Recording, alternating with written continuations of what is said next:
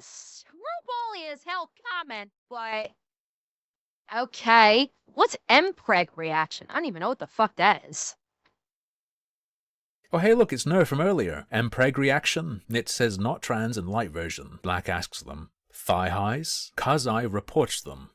Tags mods and says minor acting like a horn dog in general chat. Black calls them a snitch. There's a bunch of continued chit chat. Black says Fuck you, dude. Don't even try it. Don't even try it. Okay, no. Wow, snitch. Rip.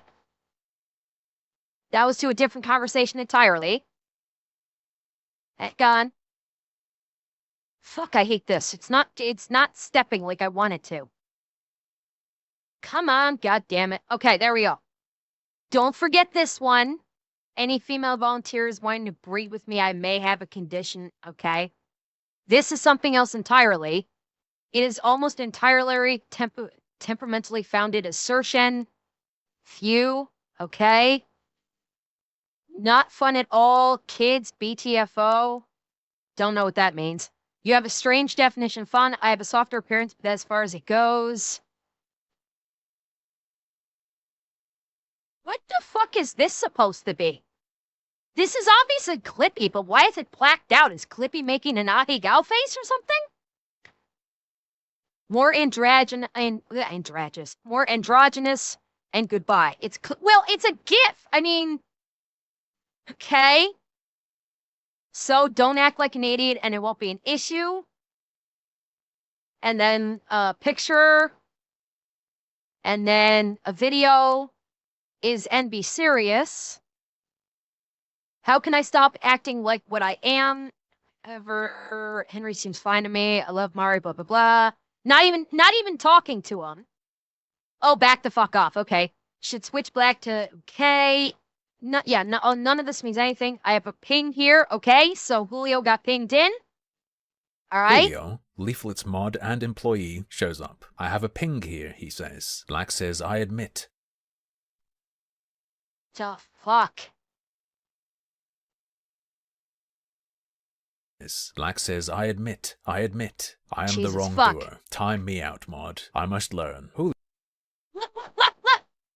Hold up. Hold the fuck up. Yeah, you're gonna jump over this? Probably, but also this. A miner's been acting crazy for a while here. Time me out, mod. Okay? Come on, step. Okay. I must learn. Julio says, Julio. Come on. Okay. Okay, Julio that's something else. Makes okay. A poll asking, ban the miner, yes or no, and says, your fate will be decided by chat. Other users support it. Black says, okay. Yeah, I can't believe bro, a ban is too harsh, a ban is too harsh, sir. Perhaps a warn. Dave Boy shares a picture of Black talking about his sexuality and age. Black says if it's necessary, then goodbye people. Julio says, I accept PayPal to change your ban to timeout. I have seen fans of Leaflet say that this was an obvious joke. However, Julio has in fact accepted money to do things on the server using his mod powers before. For instance, Hold up. Let me see this. Remember, Julio, nah, I second this too unfair. In that case, rename yourself as Juliet Meister. Would you do it from one begging emote? he I do it accepted for money. $5 over PayPal. $5, no, do it. Give me. What is this even in context to? What the fuck is this even what is this a context to? It's a name, so someone wanted a name change. Here's a big thing that the latest Discourse 18 plus doesn't have any dedicated not safe for channels at all, so it's not like a minor is going to see porn. And from my time there, I hardly ever see that general. Yeah, but so this was a name change. This was all about a name change. And he's trying to equate this to dealing with the minor and banning a minor for being appropriate. Oh my god. Yes, it is. Like, Julio is obviously fucking around here. This is about a name change, not even about something improper. Yeah, they paid him to change another person's name. Yeah, completely fucking different from dealing with a minor acting inappropriately. That is literally worlds apart different here. But this guy's going to equate this. Well, he's taken money before. Don't shut the fuck up. Shut up with this disingenuous argument bullshit. This is not even the same thing. You are grotesquely conflating this with the other situation. They are not the same. This is a joke and a troll. The other is not. And you're acting like a fucking moron trying to compare the two of them like this. This is low. This is literally low IQ comparison here. This is like substantially low IQ to try and compare these two situations and go, see, it's the same thing. He's taken money before. Dude, fuck off. They're not even in the same realm of the same situation, dude. Accepted $5 over PayPal to give someone else a name change. His PayPal link is not exactly hidden, so what would the punchline of that joke have been? Getting paid by this person who says they're a kid and is behaving like that to let them stay? I don't get the joke and I don't find it very funny. Black says, well, then obviously you don't have a sense of humor, which obviously we can tell by this video. Yeah, fair. Not low IQ, dishonest. Yeah, fair. Like, seriously, do you really think that if the guy tried to pay Julio to not ban him, that Julio would keep the money and not just send it immediately back? Like, what the fuck? This is so stupid. I'm a kid. Why would I have money? Julio says, we all know you steal your single mother's. Wait. Hold up. When did I say timeout? Dude, he said, give me a timeout. This guy said, give me a timeout. Says, I'm just ban him already. I hate IT fans. He's also French. a kid.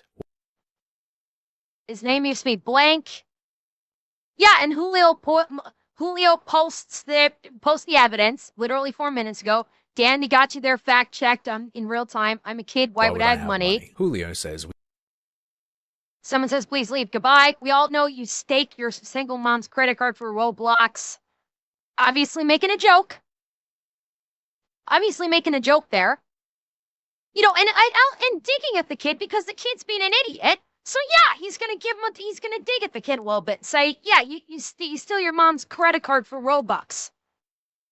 Again, I see no problem. He's taking a dig at a kid that's being an idiot. I see no problem.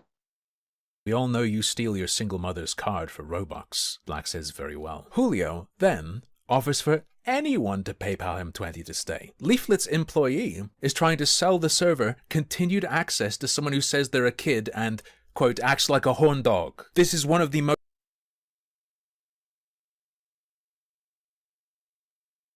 Dude, I swear to fuck. Do you not know what sarcasm and joking is? Does he not grasp the very concept of sarcastic humor? Is this seriously taking this serious? Is this guy legitimately taking this seriously? Is he that fucking stupid? Is he really that stupid, or is he really that disingenuous? Yeah, I was going there. I'm saying, is he that stupid? No, he's being disingenuous and dishonest. He is grotesquely conflating what is happening here to serve his agenda. That Leaflet is an evil minor. That's what he's trying to do here. He's trying to lie.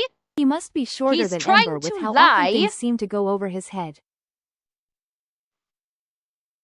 I'll be on audio visual in a few minutes. I'm waiting for my wife to come home and help her unload the car, and then I'll get into things in earnest. I'm gonna watch Cycrow's new video because I didn't realize he had released it while I was streaming earlier. Deliberately lied. And then we're gonna watch the State of the Union address when it comes on.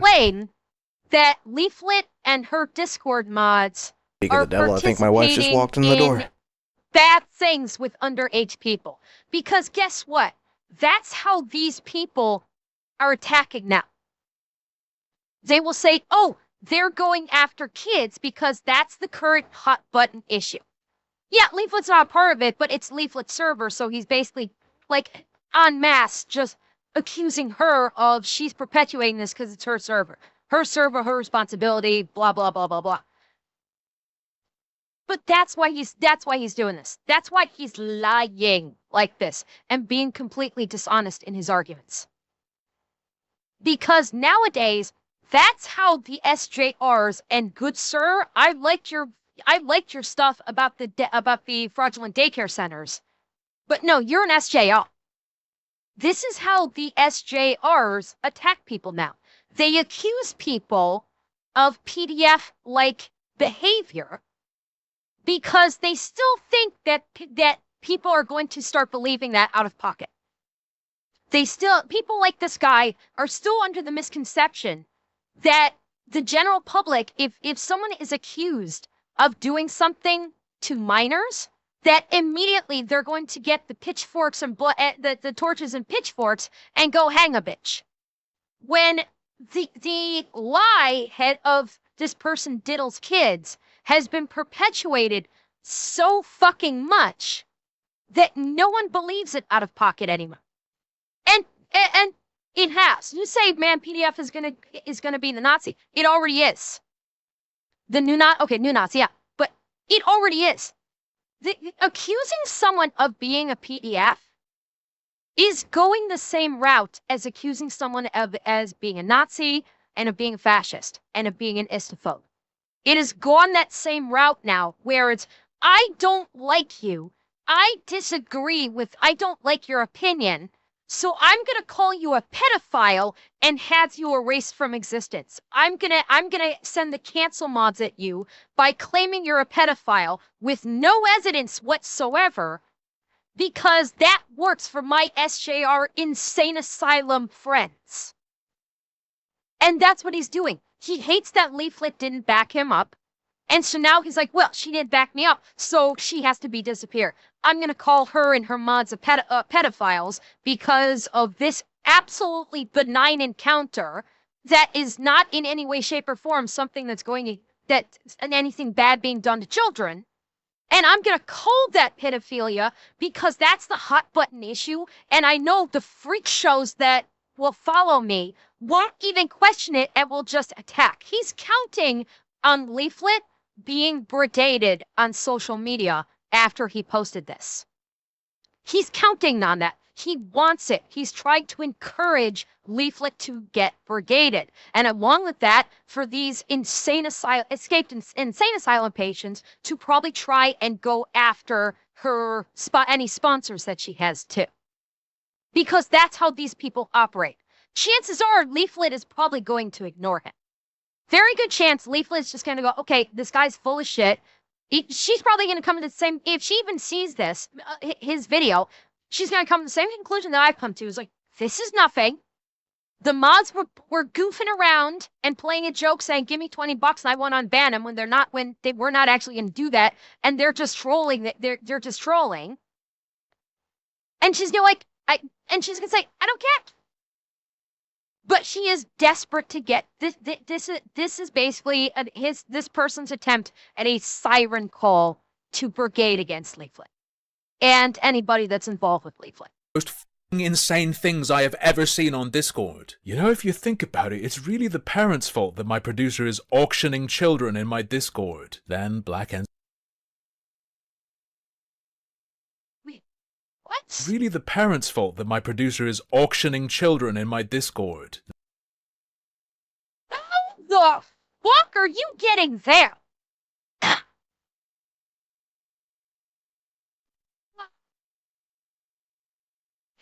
Disingenuous fuck.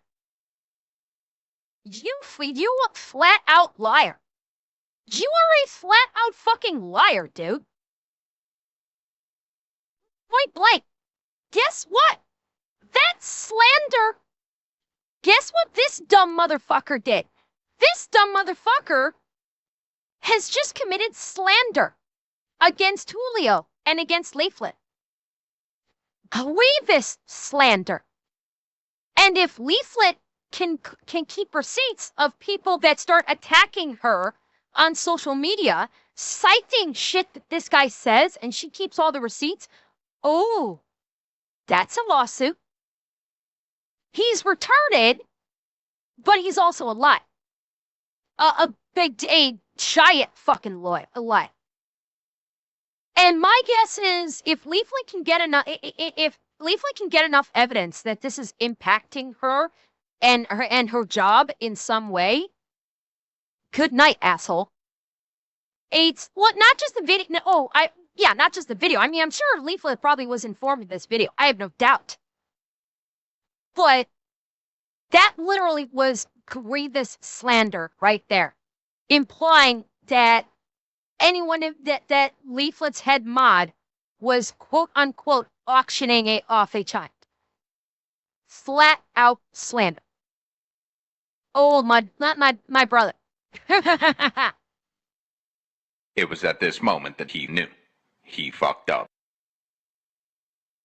Then Black ends up saying, "Goodbye now, I will send myself out." Julio responds, "Go on, do it then." The users continue to chit-chat about this and that until eventually they talk about Black again. The 15th Watcher says, "Hello everyone, how are y'all doing?" Dave Boy says they kicked out a miner, so fantastic, well rather he surrendered. The 15th Watcher says, "Yeah I know, he won't get out of my DMs." Dave Boy says question mark. "Why?" asks Ordo. 15th Watcher responds, "He keeps saying sus things about me despite me not being a miner." Ember's actually covering a pretty important topic too to me. I love Leaflet. She is like my favorite streamer. The inspiration of everything that I do. So yeah, like this pertaining to Leaflet is interesting to me. Sounds like you should have blocked him a while ago. WTF is his issue? In response to the block button suggestion, the 15th Watcher says, "I feel too bad for him." And the miner was kicked out of the Discord server. The miner is gone. The miner is now speaking to this 15th Watcher in DMs, not within the server. Where's the issue here? Where's the issue with Julio and Leaflet? He's out of the server. He's DMing an individual while not being in the server. What's your fucking point? This has nothing to do with the server. Nothing. As before with this person, what? Dave responds quizzically. Kiss says he's a minor though. No point in talking to him. The 15th Watcher says he is so desperate. Kiss says he needs to find friends his own age, not adults on the Are we going to ignore how the conversation is jumping? He's a minor, though, no point talking to him.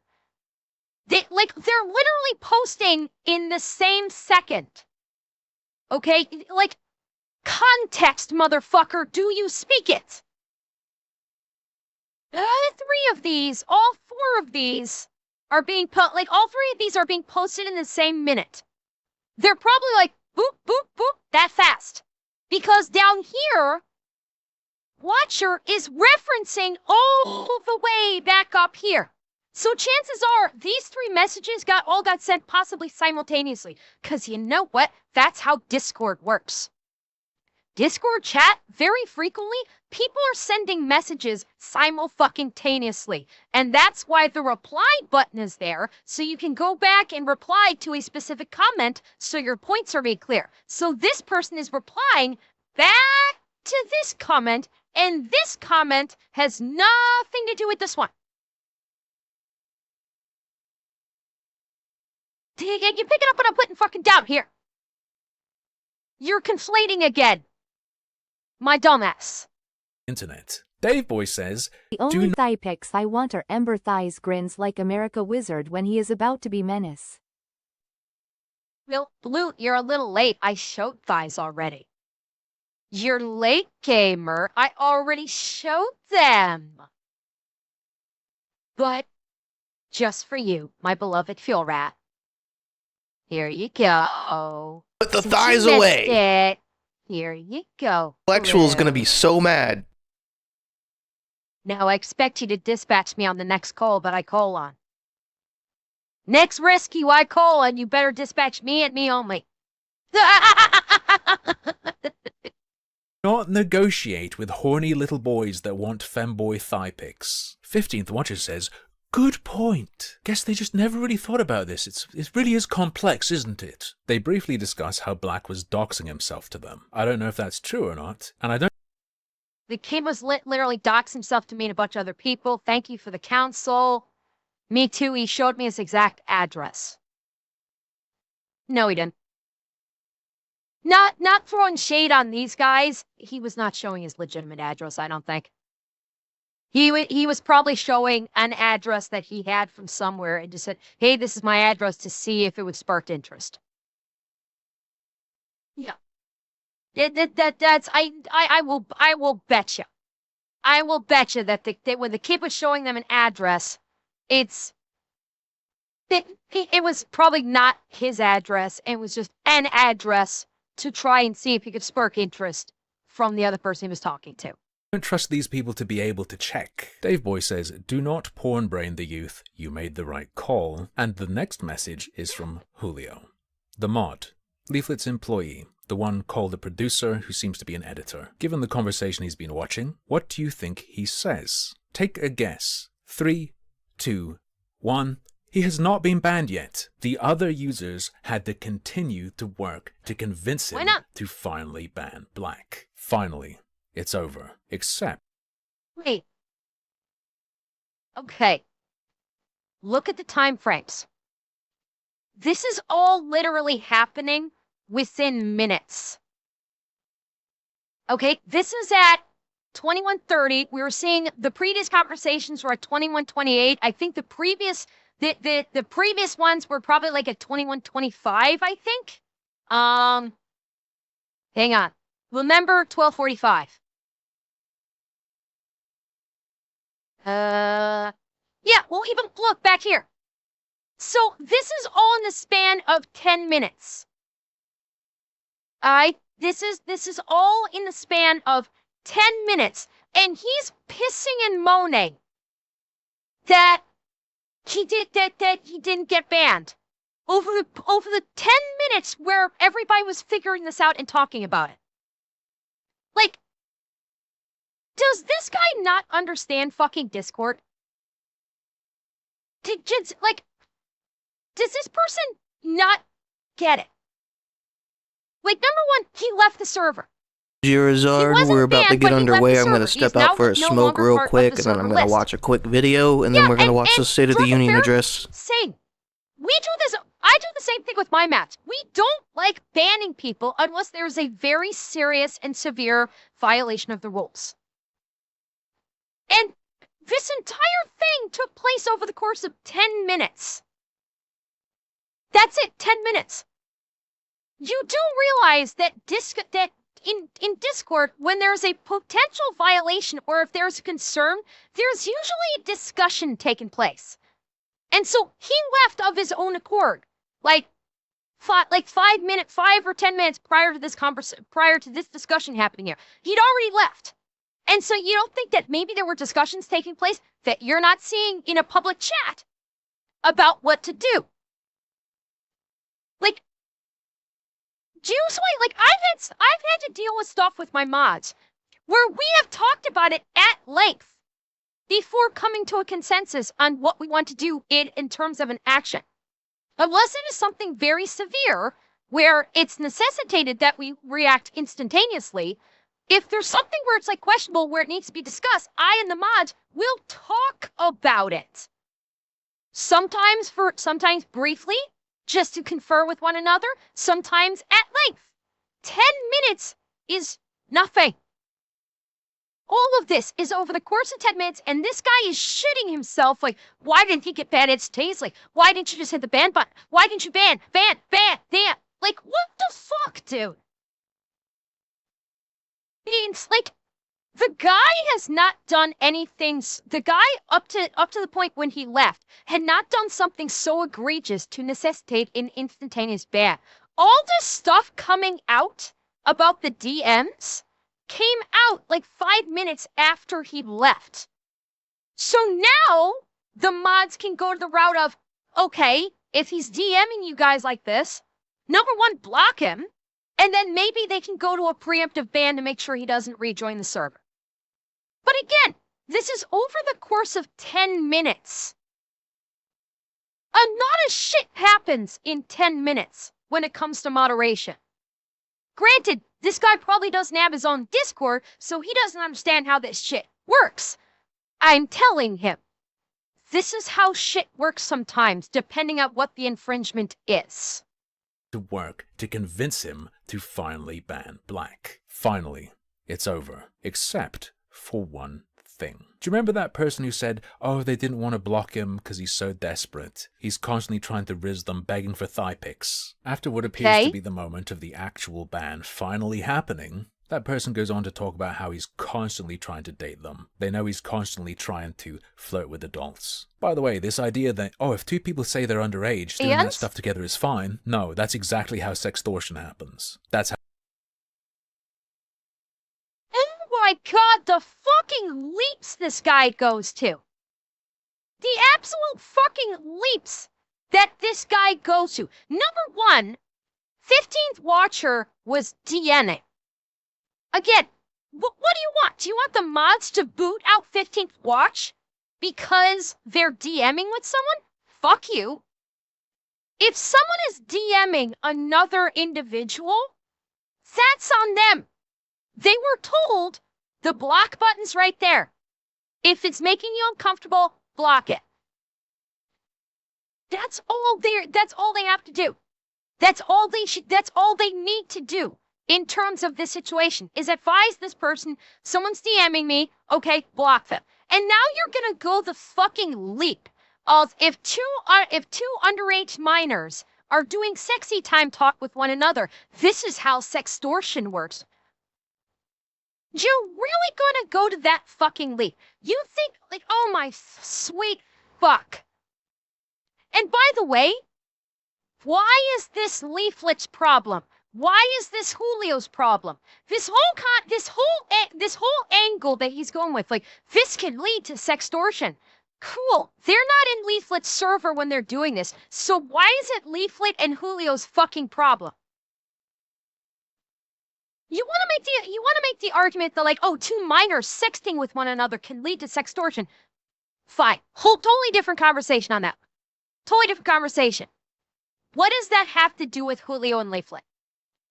Neither Julio nor Leaflet told 15th Watcher, yeah, keep talking to him. You need to keep talking to him. No, in fact, everybody was telling 15th Watcher, block them.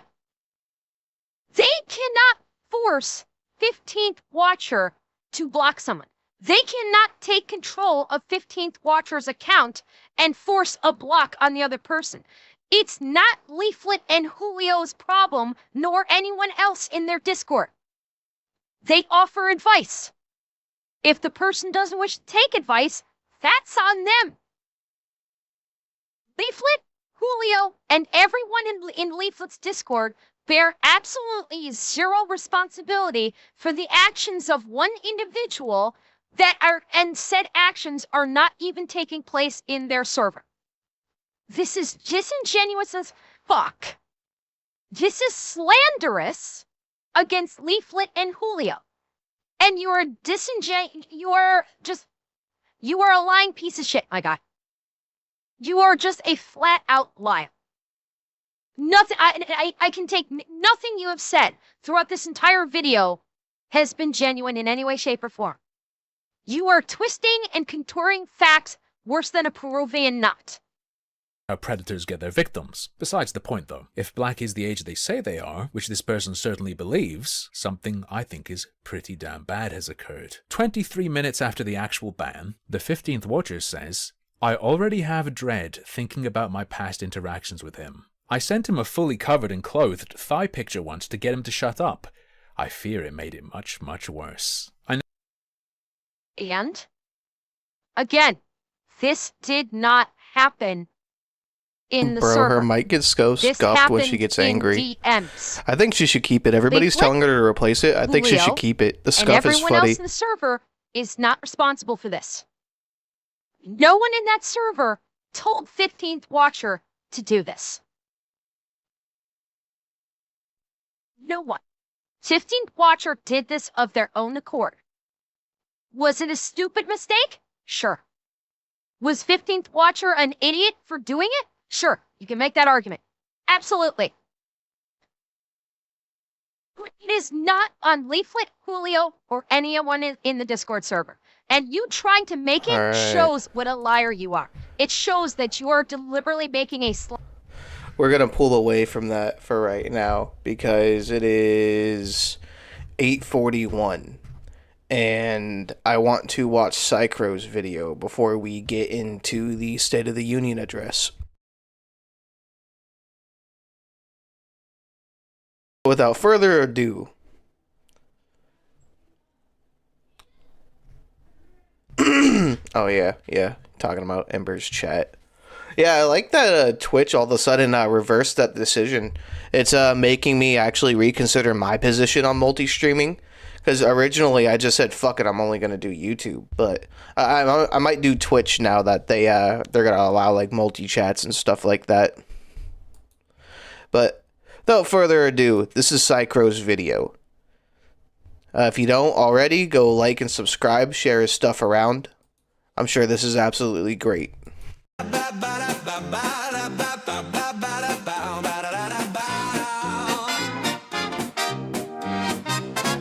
Haunted house, I've seen worse. Monsters screaming, I'll go first. If the fridge starts growling back, well, that's just Tuesday on my track. I survived the paranormal, I survived the chaos, and I will guide you through this haunted house. That's what's I'll up. Take you on a wild ride, lock and load, no place to hide. Shotguns blazing in my hands tonight. I'll break the fear with every chance. Time to dance.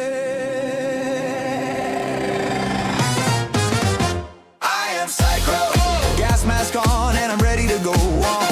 I am Psychro. Shotguns blazing, take it fast or slow. I am Psychro, the friendly survival specialist. Step into the fire, I'll get you through this mess. Ghost in the hallway, try to scream boo, so I scream louder, cause that's what I do.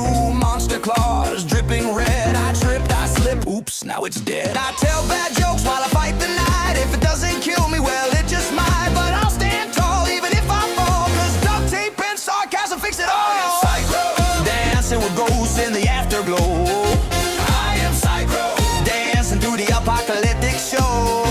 I am Psychro, the friendly survival specialist. I fight the dark with shotguns and pure stubbornness.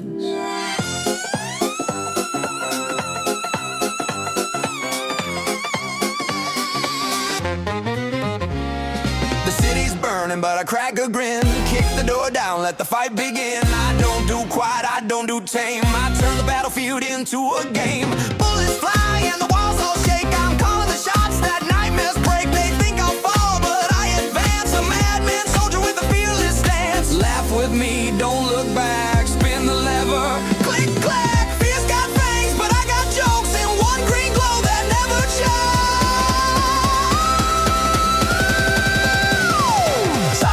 Scarred but steady and I'll never slow. I am Psychro. Shout it back, let the whole world know. I am Psychro, the friendly survival specialist. Fear's just noise and I can't resist.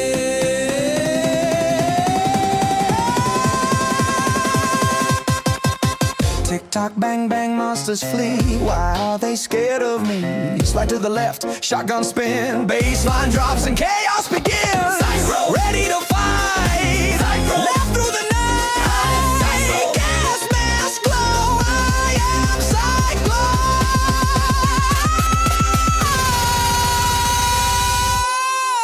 Psychro. Don't you know? I am Psychro. Survivor, fighter, and a friend you know. I am Psychro. A smile on my face when the shadow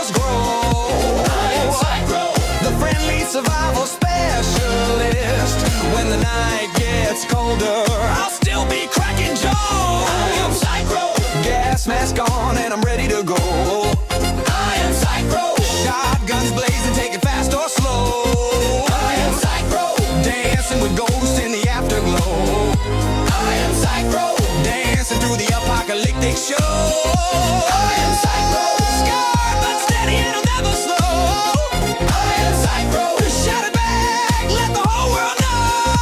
I am Psycho, the friendly survival specialist.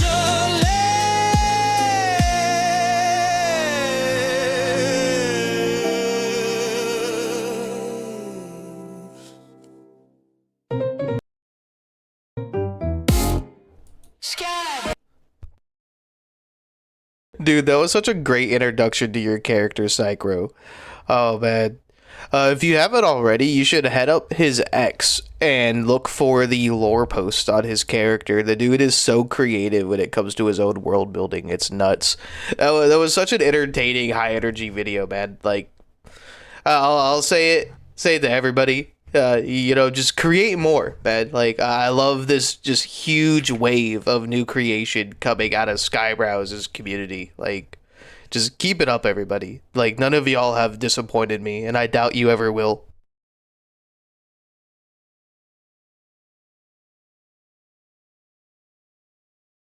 Do a whole video of a like the breakdown of it, because like a lot of it's like really cool. Like the inclusion of Cody in there was phenomenal. I love Cody. I know of the other guy too. I know it's his friend, but I haven't really committed his name to memory yet. So I'll do a whole video after I get his name and do all the shout outs and all that stuff.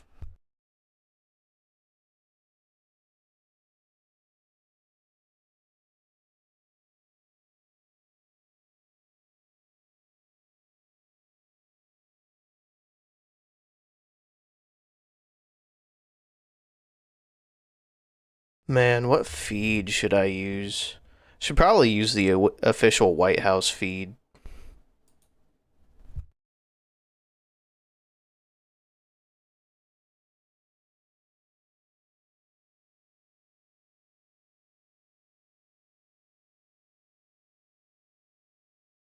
His like kind of like ragtime goofy song was really good. I liked it.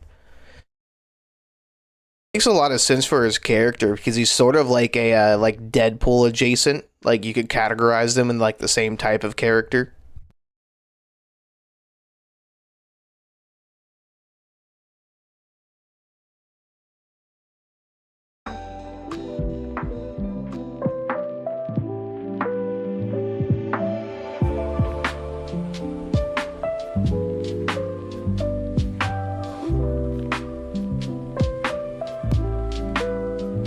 Alright, I'm gonna go check the wife and kids real quick, make sure everybody's got everything they need before I lock in, because I know this is gonna be like a good like couple hours. I love like the White House's use of AI generated content for like this type of stuff. I love the fact that they just like put out a list of accomplishments because like the mainstream media just won't cover anything positive. So they just do dumb shit like this. Oh man, I thought they did actually bring back Celebrity Deathmatch like a while ago.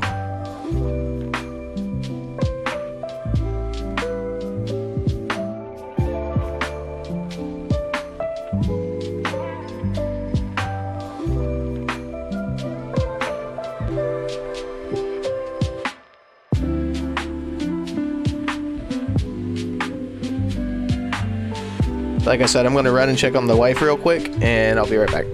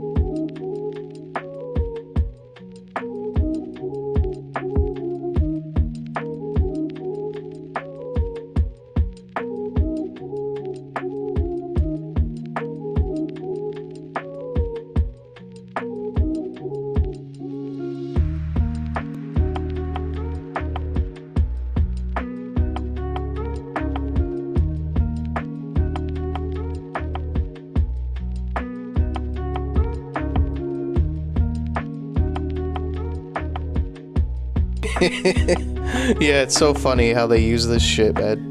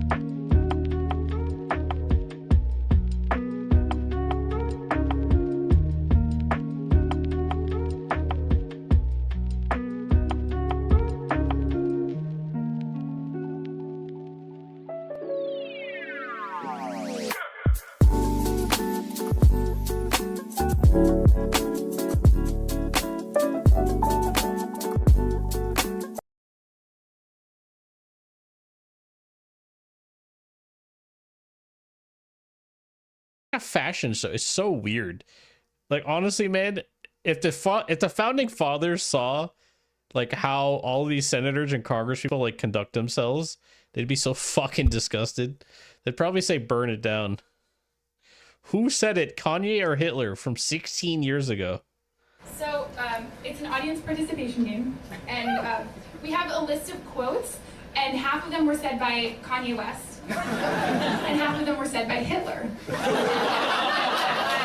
you have to guess who said which quote. And it's not that easy of a game. 16 years ago? That's crazy. Yo, this guy's crazy, man. You guys see this guy? I study the best guys in the world, and I compete against the best guys in the world. Yo, shout out to this man. Fucking... And now I'm gonna beat the best guys the in the goat, world, and that's man. just how I see it. Look at this fucking goat, dude. And I was running real fast. Like, I did about 25 yards in only like 3-4 seconds. And they were just like... Oh, I feel like I'm gonna get copyright. Let's just skip through. Like every time I watch a video from like a big channel like this, I get fucking... He's Geodude! He is Geodude! That's a fucked up joke, bro. So I was born with caudal regression syndrome. Does he have a dick?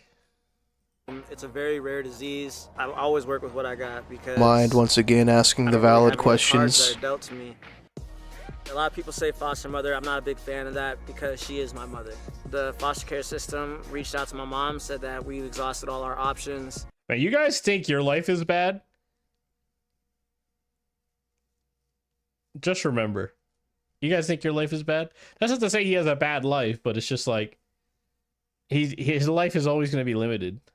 And could always be dealt shitty cards. Did you taking wait till he evolves in this boy? And then, man, one of them, they didn't look at me as I was different. They went hard against me just like I wanted them to. And the wrestling world really is like a close family worldwide, and that's what I loved about it. I pushed myself to my absolute limit because by the time Can we get this guy a robot body? If anybody deserves a robot body from Elon Musk, it's this guy. Give him some robot legs. Poor guy. All right, they're still doing like cringe roll-ins. Why didn't you get it done? You had 8 years with Obama. You know why, Joe? Because you're... You guys' fault. It's my fault for being weak. That's all. Get on the Yoshi. For a long time is really tiring. That's a lot of vocal exhaustion. Are most VTubers introverts? Yeah, I would say so. This run's pissing me off. I'm sorry. I'm going to go do a different run now. This one's just not it. I don't get good vibes from this. I'll do the Marine. Yeah. Wild West was such a funny movie, dude. Thank you, sir. Plunger. Yup. Okay, more goods. 7 2-hour streams in a day. That would work. There's a break in between. It works. As long as I have 30 minutes to like regain my energy, I could do that. This is for the Umarids. 0500 tomorrow, PT, Green on Green Water Source. We're doing a 3-mile log run because Tamale hates us. Damn. Wait, why am I getting thrown under the bus? Why am I the bad guy? Horses don't get much practice socializing. No, it's okay. Boy, Omari, what a cruel mistress you are. What does that entail exactly? How did I get hit?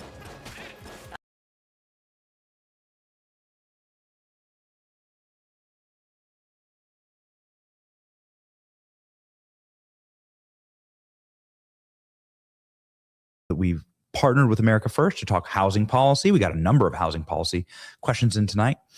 We're going to hear hopefully a lot about housing from the president. And it's always an honor to partner with America First. America First, AFPI helped us with our setup today. Obviously, we are not DC based. They are. And so we're going to be doing a lot of work with them. It's an awesome organization. They're very unsung, but let me just do a quick shout out here. Where do you think the legislation comes from? You know, where do you think the executive orders come from? Somebody's got to write these things. You know, somebody's got to. What do you think, Chad? Should I watch through Benny or should I watch through the White House portal? What do you guys think? And get the America First ideas. And there's Usha Vance right there. She's pregnant, right? Usha announced that they are expecting their third child. Glory to God. Beautiful.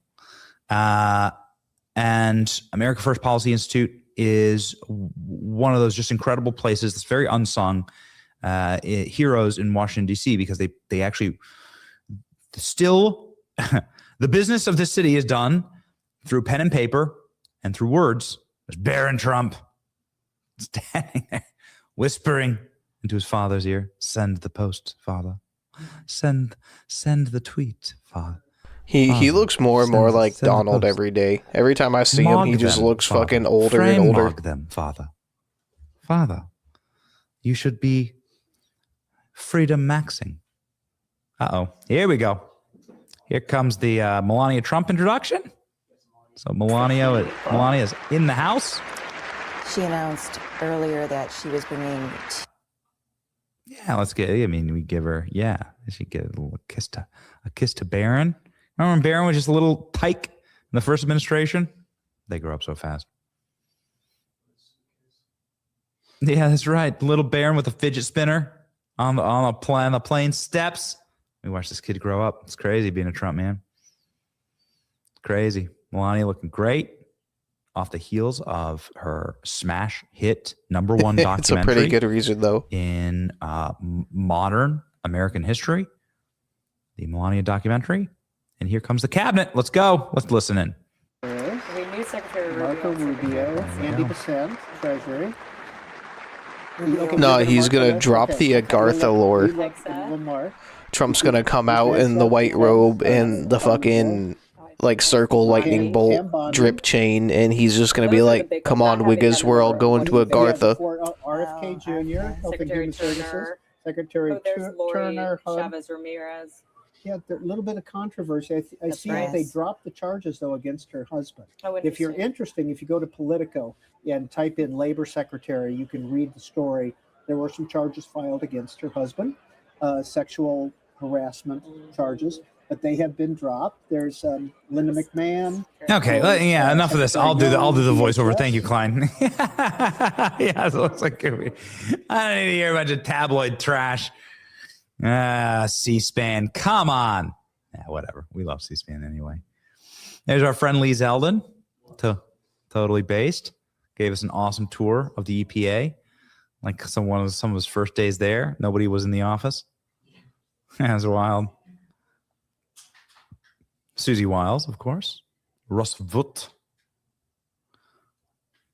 And Tulsi. Friend of the show. She was on our stream last year. But they didn't allow any of the cabinet secretaries to do any media this year. So it's not like they didn't want to come on the program and say hi to you.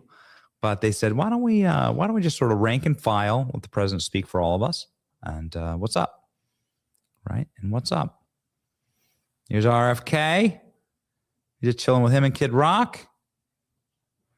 We got Kristi Noem. Probably not going to get a lot of handshakes from Democrat side of the aisle for Kristi. We got the Kelly Loeffler. She is the small business administration. She's been live in studio with us. She's awesome. She's back from Italy. It's Raising Cane. Raising Cane. And Sean Duffy. Yo, do we get like a... Do we get a... Yeah, dude. Do we get a Jared Isaacman? Oh, here it's a CIA director. Somebody grab him and shake him, and I want to see the Epstein files. Grab him. I'm not allowed to advocate for that. Grab him. Ratcliffe. Give us the Epstein files from the CIA and the JFK files. Ratcliffe.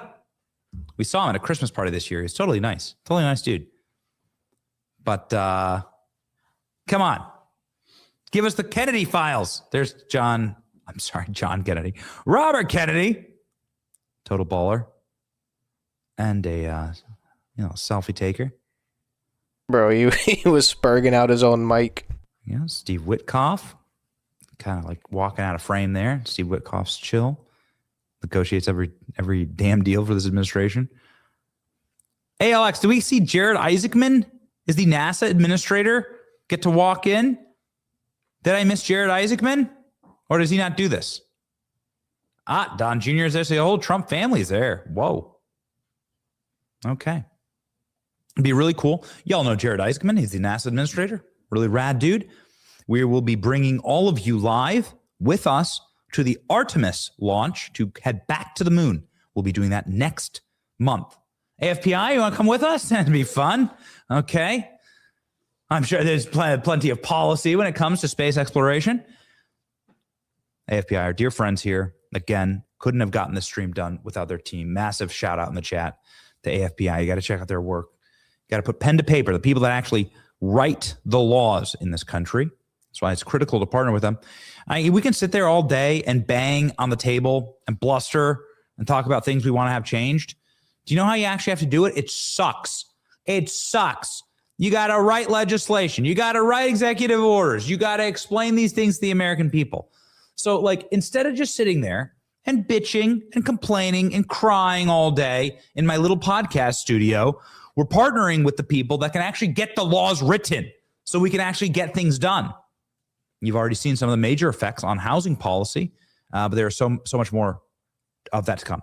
So there are two levels. You've got to be able to hit the grassroots level, and this is what we try and do every single day. We make everything from funny memes, cover images, going out into the wild.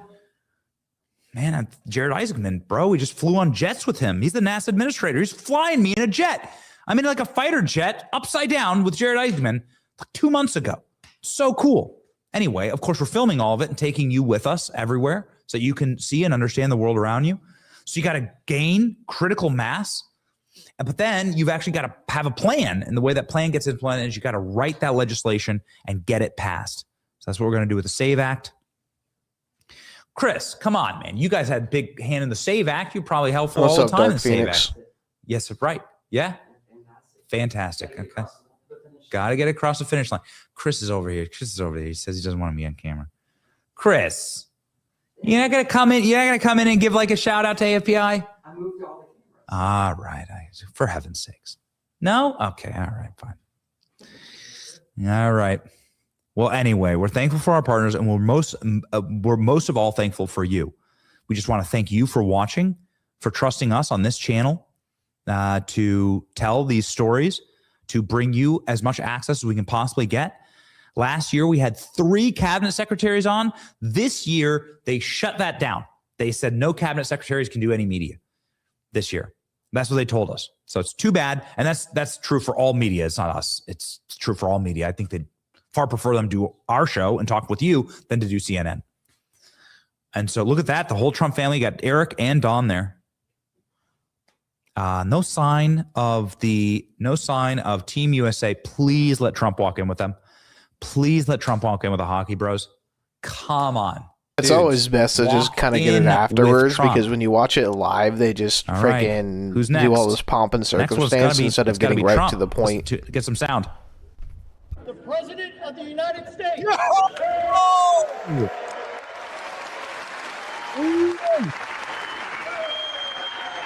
Leadership is behind him. Let's go.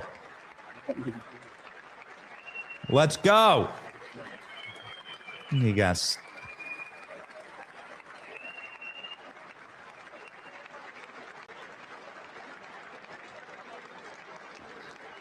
There you go. You've got Republican leadership behind him. Steve Scalise, obviously there. We're in Steve Scalise's office right now. You'll keep the White House feed up, but muted in case C-SPAN does something stupid.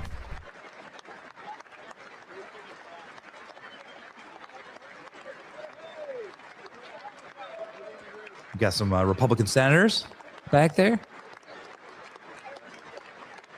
Donald Trump. These are always funny interactions.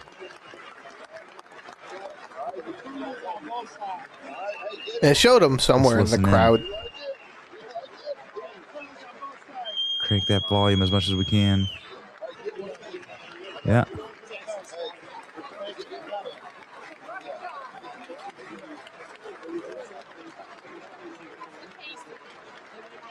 Punch me into the corner, Klein.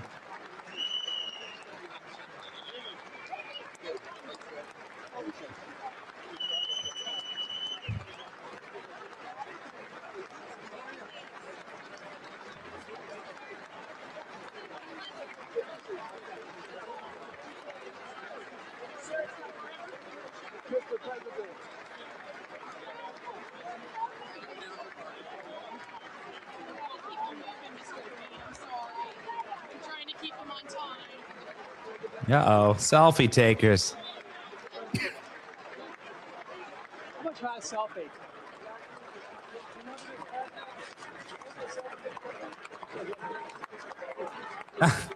These guys ham boning it up.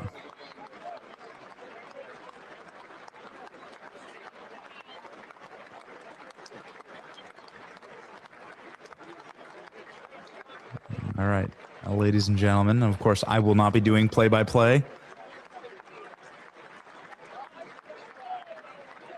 Will be. Uh-oh. You already got signs. You already got the Democrats holding up signs. Oh no. Al Green holding up a sign. All I was able to read was black people on his sign. I could not read the rest of it. What did it say? So Al Green's holding up a sign. Dude should honestly Fetterman be with the handshake. Congress, Okay, that's right. Fetterman daps up Trump. Here he goes.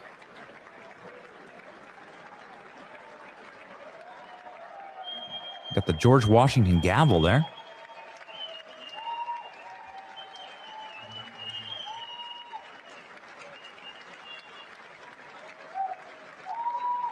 We're going to pop off here, ladies and gentlemen, as the president speaks. Obviously, I just want to shout out the chat. Just say we love you. We freaking love you. We love you. We love this country. We're going to save America. We fight for you. You are our priority. You are who we fight for. We're all Americans in this together. This is how we save this country. God bless you. From the bottom of our hearts here at Team Benny. God bless you.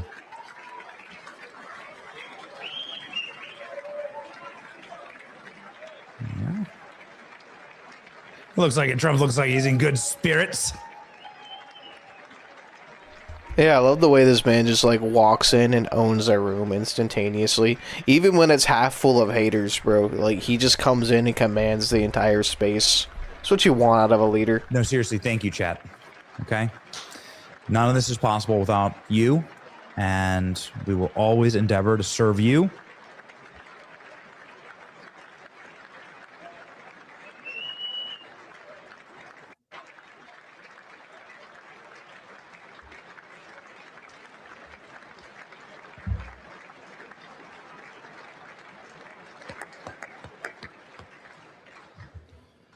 Members of Congress, I have the high God bless privilege you. and distinct honor of presenting to you the President of the United States. Here we go.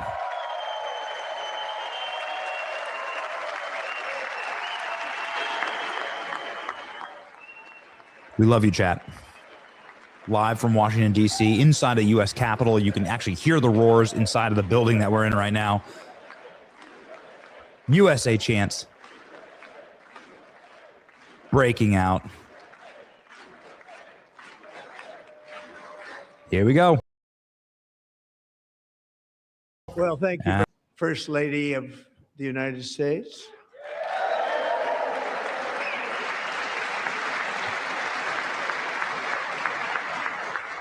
There she is.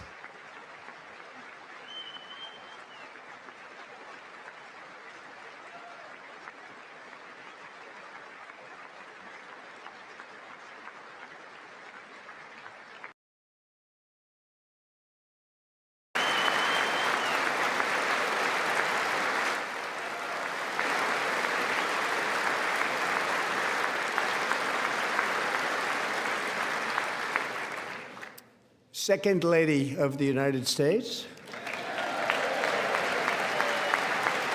Bush Vance. Truth be told, like, a lot of us should just be on, like, one stream together. Like, we should all just converge on, like, Feeble Mind stream or something, but I don't know. I took the chance to cover this, so I guess. Our nation is back. Bigger, better, richer, and stronger than ever before. We all should have coordinated and just did, like, one big group watch together.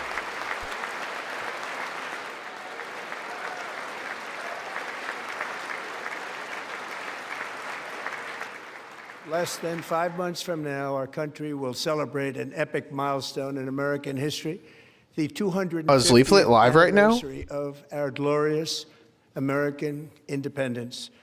This July 4th, we will mark 2.5 centuries of liberty and triumph, progress and freedom in the most incredible and exceptional nation ever to exist on the face. 2.5 centuries of liberty and triumph, progress and freedom in the most incredible and exceptional nation ever to exist on the face of the earth. And you've seen nothing yet. We're going to do better and better and better. This is the golden age of America. I'm so tired. I want to see, like, show half of the people not standing up. Yeah. The Dems, they're so mad at him. They're mad. They've been mad.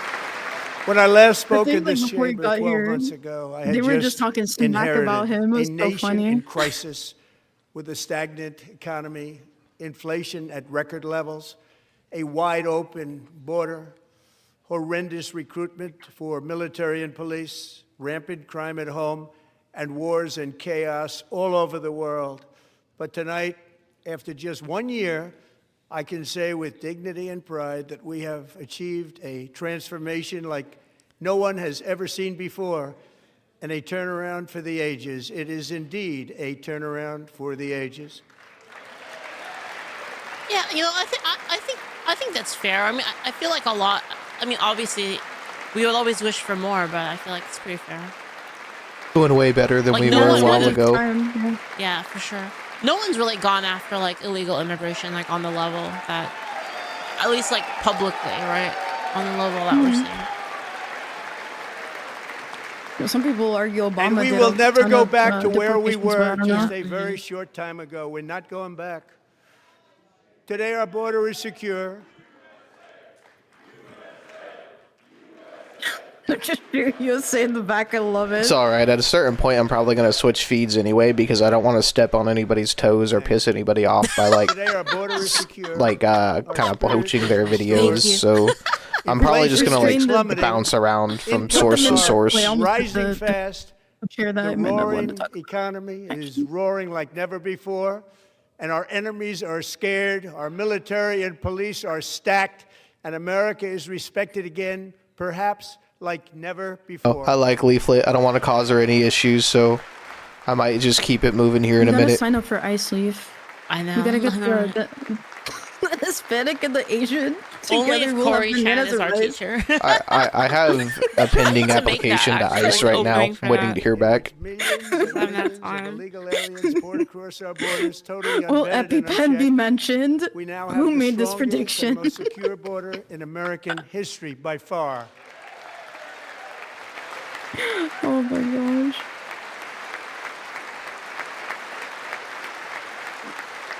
I'm about to send chat to sign up for ICE. We're about to get that 50K bonus In the chat. past 9 months, I'm ready. 0 illegal aliens have been admitted to the United States.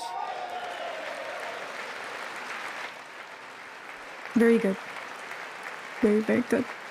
It's crazy how that's a talking point. That's like, it's great, though. We've done the basic function, guys. But we will always allow people to come We're in absolutely legally, people that will love our country and will work hard to maintain our country. Wait, is the stream volume low or is Leaflet's volume very low or my volume very low? Sorry, let me be real quick. No worries, no worries. No, you can The just flow talk. It's of fine. deadly fentanyl across make our it. border is down by a record 56%. I'm very chill. I don't really care.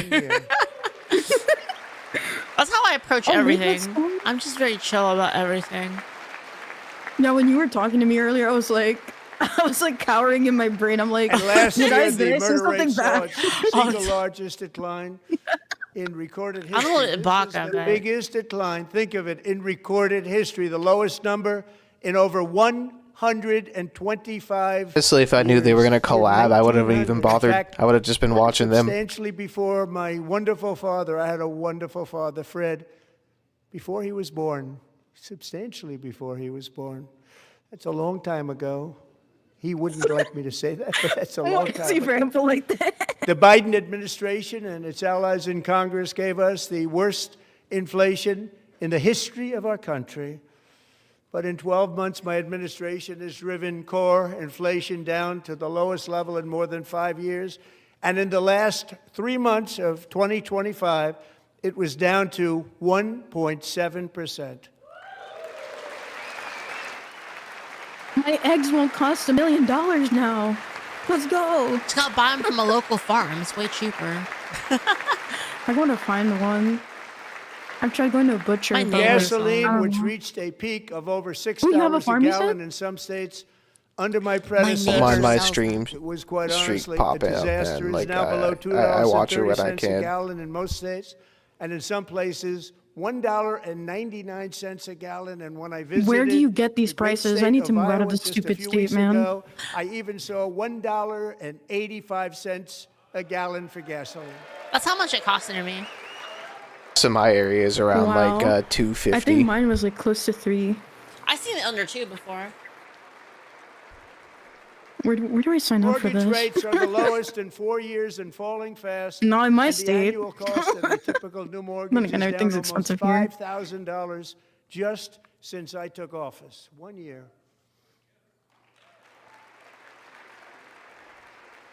And low interest rates will solve the Biden-created housing problem well, at the same time protecting the values of those people who already own I think a we need house to get like that really feel these big rich for the companies first time like in their lives. BlackRock We to wanna not protect like those values. to We wanna make it keep like those illegal or values restrict up. them We're from gonna do buying both. more properties.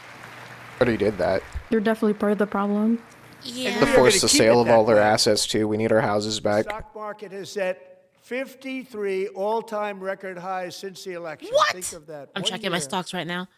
Boosting pensions, Leaflet's like, I just made $1 million 401ks, and off of retirement accounts for the stocks. millions and She's got stonks, millions of chat. Americans. They're all gaining. Everybody's up, way up. Never gonna In happen. 4 You're long lucky it's the years, State of the last Union address, man. administration got less I than wouldn't have done it otherwise. $1 trillion in new investment in the United States. And when I say less, substantially less. In 12 months, I secured commitments for more than $18 trillion pouring in from all over the globe. I'm up $13. Let's go. Yeah, let's go. I can afford lunch. Cheeseburger meal. Think of it, much less than $1 trillion for 4 years versus much more than $18 trillion for 1 year. What a difference a president makes. You think they'll announce that like Iran is done? A short time ago, we were a dead country. Now By the way, we are Iran's the over. hottest country anywhere in the world. The hottest. We just took care of it right now. It's like a Steve Jobs announcement or something. How you doing, Alice? I see you on Twitter all the time, man. That'd be so crazy. As thousands of new businesses are forming in factories, plants, and laboratories are being built, we have added 70,000 new construction jobs in just a very short period of time. It's getting bigger and bigger and stronger. Nobody can believe what they're watching. American oil production is up by more than 600,000 barrels a day, and we just received the oil barons from our new friend and partner, Venezuela, more than 80 million barrels of oil. Woo, let's go, Maduro! Saying the whole Venezuela thing was going to be lucrative for us. American natural gas production is at an all-time high because I kept my promise to drill, baby, drill.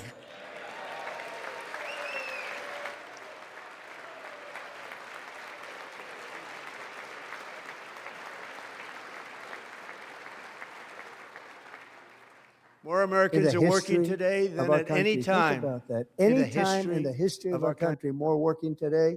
And 100% of all jobs created under my administration have been in the private sector.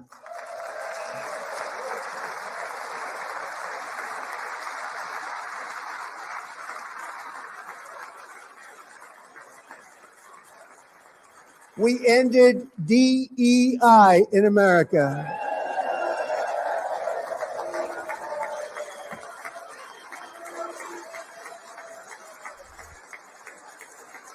This feed's actually kind of trash. We cut a record number of job-killing regulations, and in 1 year, we have lifted 2.4 million Americans, a record, off of food stamps.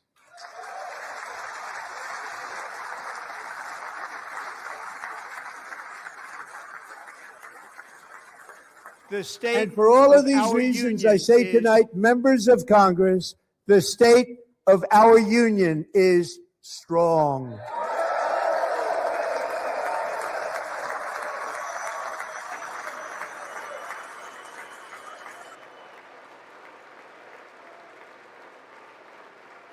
Winning again. In fact, we're winning so much that we really don't know what to do about it. People are asking me, please, please, please, Mr. President, we're winning too much. We can't take it anymore. We're not used to winning in our country. Until you came along, we're just always losing, but now we're winning too much. And I say, no, no, no. $12 a gallon in California? That's fucking retarded, dude. How do people even survive out there? To prove that point, here with us tonight is a group of winners who just made the entire nation proud. He could only do so much. Like, California's leadership is really shitty and does not care about its people at all. They're really ingrained in the agenda. So all California does is what benefits the Uniparty, not its people.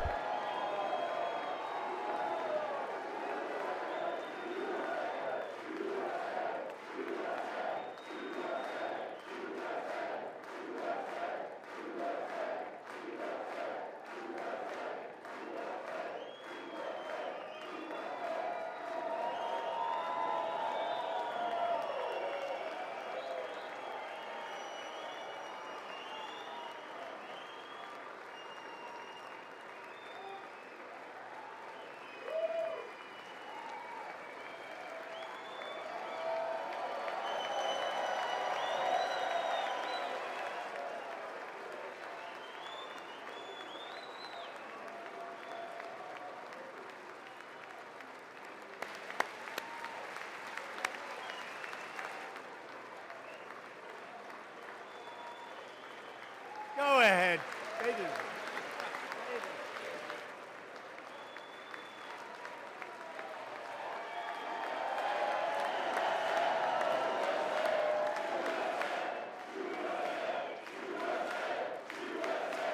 Cracks me up, man. I can't.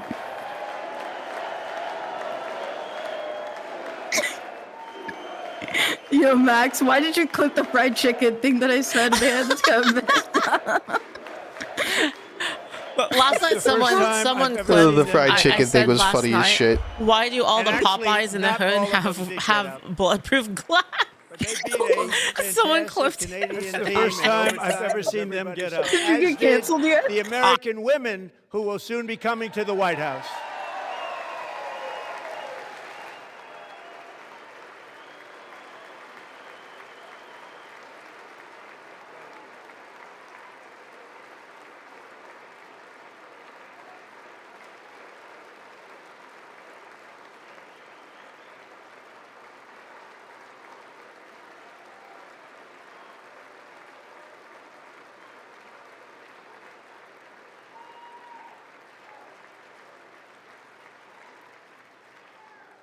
They were in the Oval Office before, and I just want to say a second very big congratulations to Team USA. But I have to say that, and I told them this, and we took a vote of the team. I said, anybody votes no, I'm not doing it.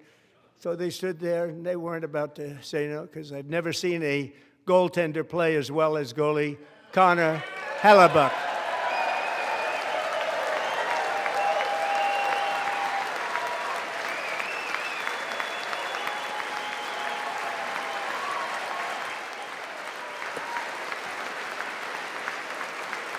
I don't know, man, but I think Trump should really consider going bald.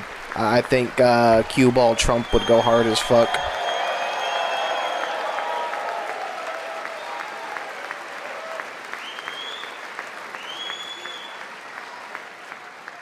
Think of it, 46 shots on goal, and I asked him, the one shot, the one where you put your stick in the back and it hit the neck of your stick and bounced off, do you practice that, or was that a little lucky?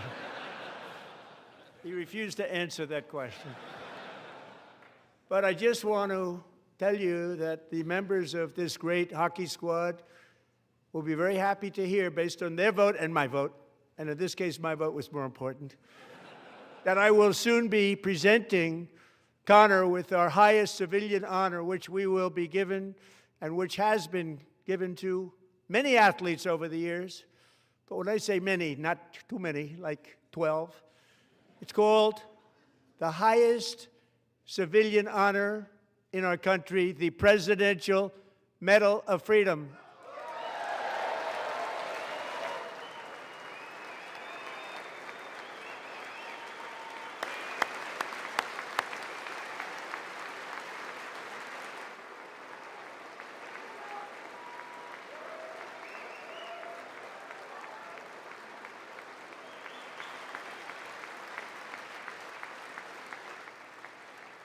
Great athletes have gotten that, very great, the best, and I thought he deserved it. And I did take a vote, every single one of them. I said, I'm not giving it if anybody goes no, and every single one of them rapidly put up their hand. So I want to thank you. What a special job you did. What special champions you are. Thank you very much.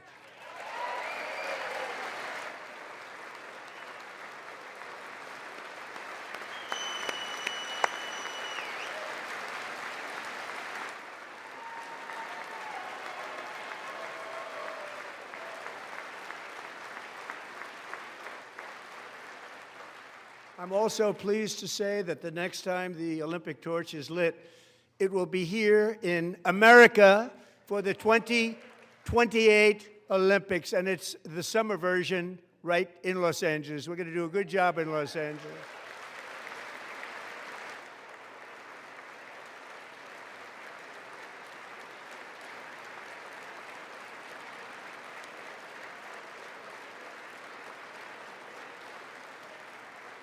And Los Angeles is going to be safe, just like Washington, D.C. is now one of the safest cities in the country.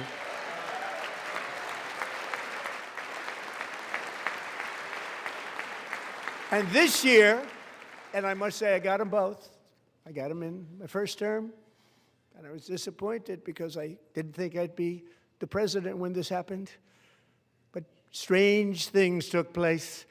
And now I've got them because I got the Olympics and I got the 2026 FIFA World Cup, and I wanted to claim the 250th, but I didn't get away with that one. I couldn't claim that one for myself. But we're getting the World Cup, so we have the World Cup and the Olympics coming, and that is exciting news.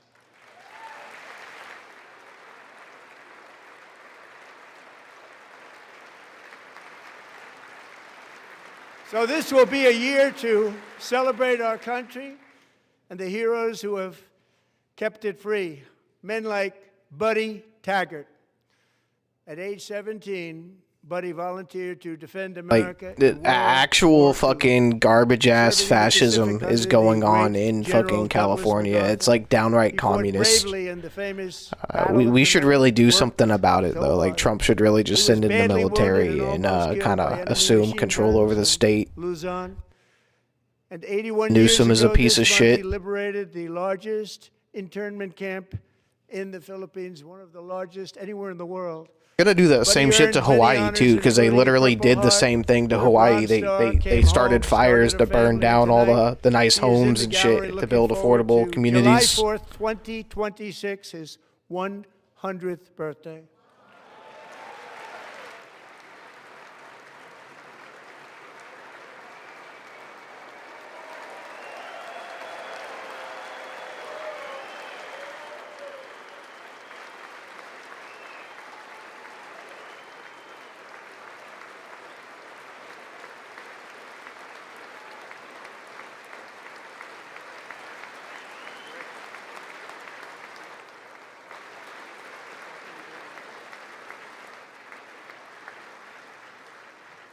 So, Buddy, you're a brave man, and we salute you.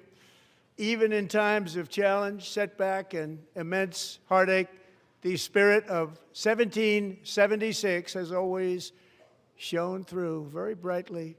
It was July 4th of last year when floodwaters tore through a girls' summer camp in Central Texas, one of the worst things I've ever seen. I was there, rising 26 feet in the matter of minutes, tragically claiming many, many lives. You all remember that one.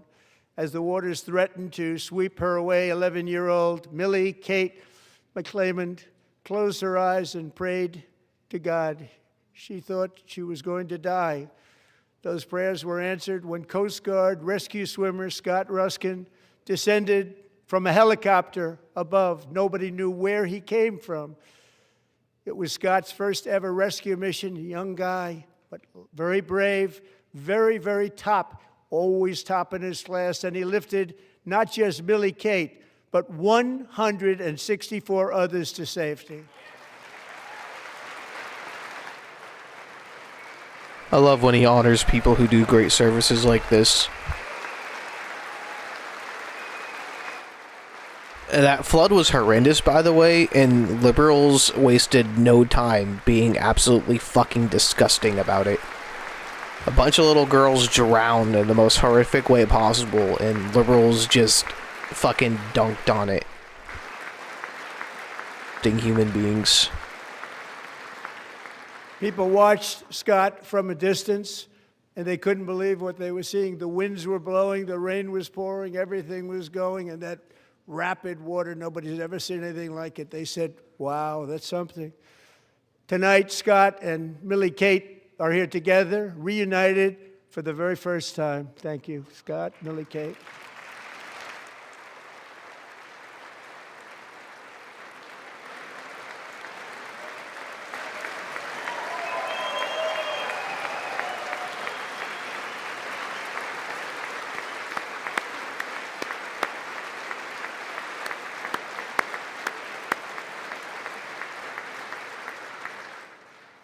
And Petty Officer Ruskin, I'm pleased to inform you that I am now awarding you the Legion of Merit for extraordinary heroism, which is what it was, extraordinary heroism. Thank you.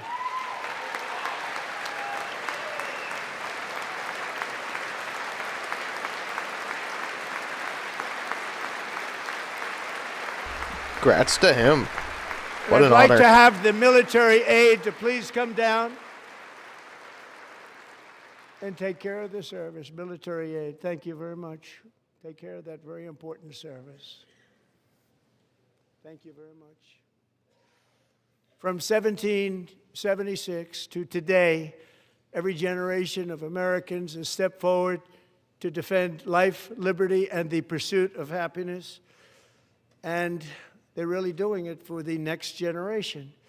But now it's our turn. Together, we're building a nation where every child has the chance to reach higher and go further, where government answers to the people, not the powerful, and where the interests of hardworking American citizens are always our first and ultimate concern.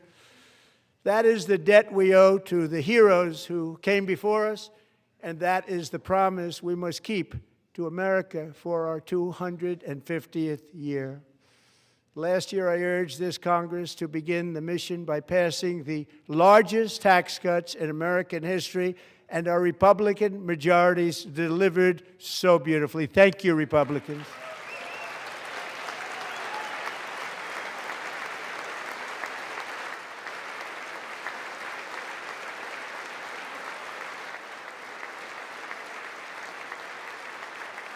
Sorry, I had a little bit of a yawn. All Democrats, every single one of them, voted against these really important and very necessary massive tax cuts.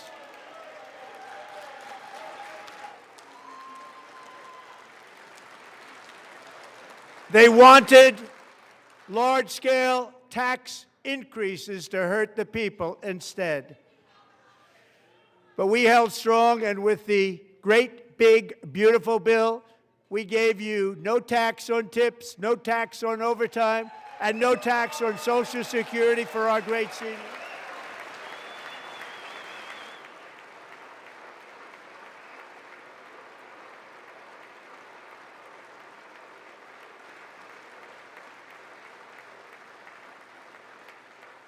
And we also made interest on auto loans tax deductible the first time, but only if the car is made in America.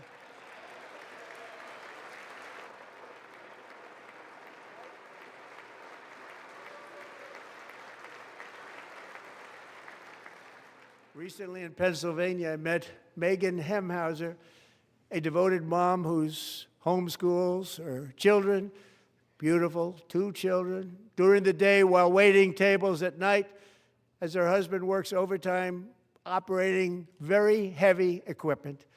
Megan is here this evening, and she's happy to tell you that she is so much richer because with no tax on tips, no tax on overtime, and our expanded child tax credit done again by Republicans, Megan and her husband will take home more than $5,000 extra just for the year, cutting her tax bill in more than half. It's true as hell though, because I got like 10 grand back Megan, on my please taxes. Stand up. We're fighting for you, Megan. I work hella overtime, and I have 2 kids, so I get like good child tax credit. But Thank like, you, Megan. damn, that was a lot of money. We're fighting for you, Megan. Under our bill, parents like Megan can also activate their children's brand new Trump accounts. And I didn't name it. I did not name it. I did not name that. It always sucks when I hear that, man. Like, you should not work I did not name it. It was named by like a full-time schedule and not get anything back on your taxes. Like, that's such bullshit. Tax-free investment accounts for every American child. This is something that's so special and has taken I off think these the investment road. accounts are really cool Millions too. will be pre-funded courtesy of the U.S. Treasury and private individuals like Michael and Susan Dell, who have donated $6.25 billion to fund the Trump accounts for 25 million American children. That's a fuck ton, man. They're great people.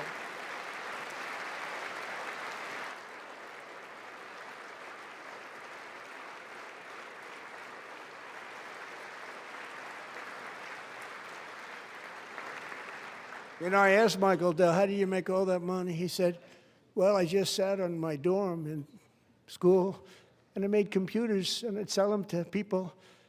And I just kept selling and selling and selling, and pretty amazing story. That's called the American dream. He sold a lot of computers, a lot of those laptops, so I congratulate him on that, but I really thank him and Susan. as well as others like Brad Gerstner, a very tremendous guy. He was behind it right from the beginning. Brad Gerstner. Thank you, Brad.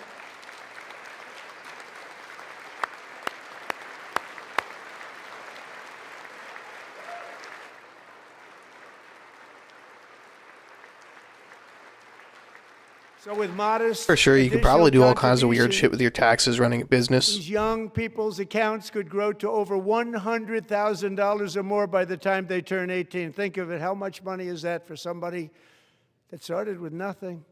Over 100,000, could be much more than that. To make this talk about free college for everybody. That's literally free college for everybody right there. Accounts.gov, and a lot of people are doing it. It's setting every record in the book. It's popular. They knew what it was going to take. I'm so proud of them. I'm so proud of the people that got it started. About that, man. No more student loans. The primary reasons that's what they all wanted, right? Turnaround. The biggest in history, where the Dow Jones broke 50,000 4 years ahead of schedule, and the S&P hit 7,000, where it wasn't supposed to do it for many years, were tariffs. I used these tariffs, took in hundreds of billions of dollars to make great deals for our country, both economically and on a national security basis. Everything was working well. Countries that were ripping us off for decades are now paying us hundreds of billions of dollars. They were ripping us so badly, you all know that. Everybody knows it. Even the Democrats know it. They just don't want to say it. And yet these countries are now happy, and so are we. We made deals. The deals are all done. And they're happy. They're not making money like they used to, but we're making a lot of money. There was no inflation, tremendous growth. And the big story was how Donald Trump called the economy correctly, and 22 Nobel Prize winners in economics didn't. They got it totally wrong. They got it really wrong. And then just 4 days ago, an unfortunate ruling from the United States Supreme Court. It just came down. It came down. Very unfortunate ruling. But the good news is that almost all countries and corporations want to keep the deal that they already made, right, Scott? Knowing that the legal power that I, as president, have to make a new deal could be far worse for them, and therefore they will continue to work along the same successful path that we had negotiated before the Supreme Court's unfortunate involvement. So despite the disappointing ruling, these powerful countries saving. Saving taxation should be like at the absolute minimum, man. Peace protecting. Many of the wars I settled was because of the threat of tariffs. I wouldn't have been able to settle them without.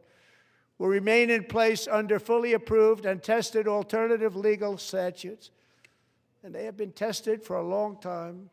They're a little more complex, but they're actually probably better, leading to a solution that will be even stronger than before. Congressional action will not be necessary. It's already time-tested and approved. And as time goes by, I believe the tariffs paid for by foreign countries will, like in the past, substantially replace the modern-day system of income tax, taking a great financial burden off the people that I love.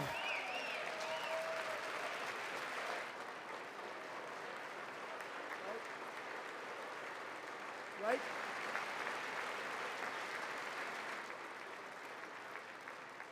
Moving forward, factories, jobs, investment, and trillions and trillions straight up of communism, dollars will man. Continue pouring into the United States of America because we finally have a president who puts America first. I put America first.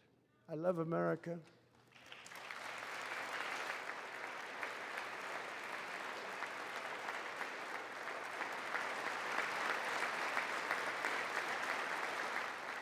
For decades before I came along, we had the exact opposite.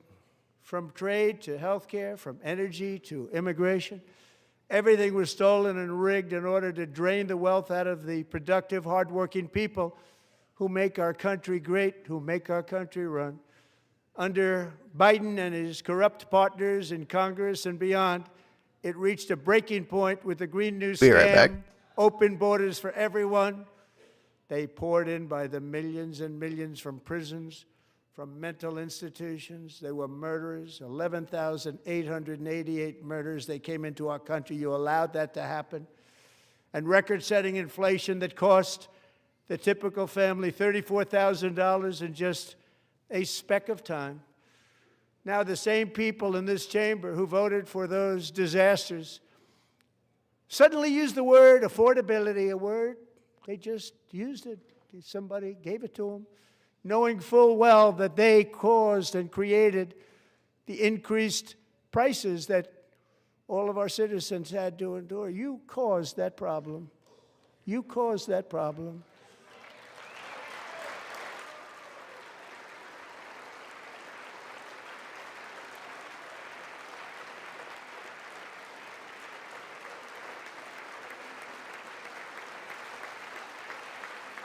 They knew their statements were a lie. They knew it. They knew their statements were a dirty, rotten lie. Their policies created the high prices. Our policies are rapidly ending them. We are doing really well. Those prices are plummeting downward.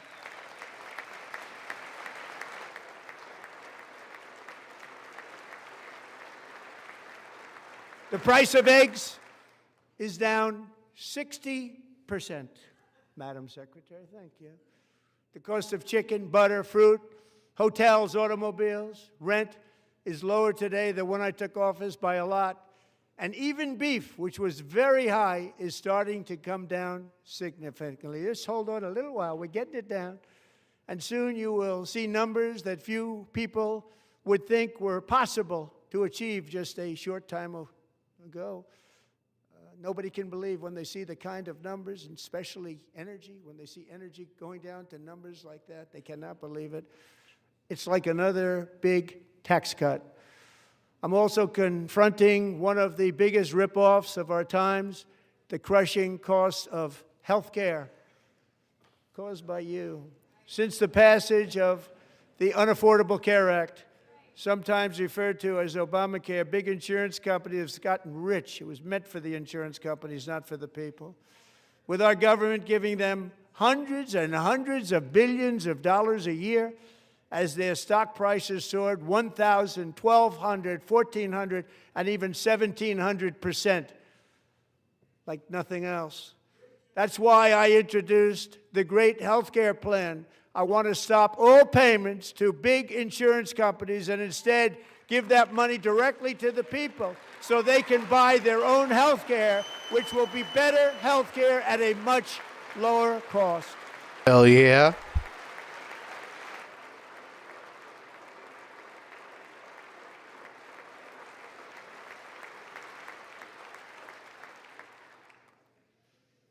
In addition, my plan requires that settles it. We have to invade California and save Mega Cyber Leader.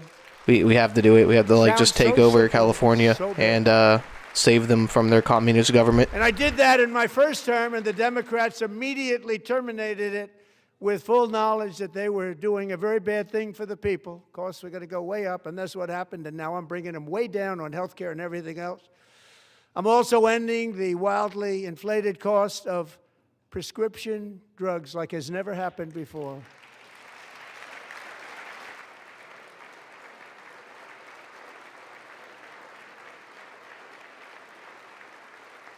Other presidents tried to do it, but they never could. They tried. Most didn't try, actually. But they tried. They said they tried. They couldn't do it. They didn't even come close. They were all talk and no action, but I got it done.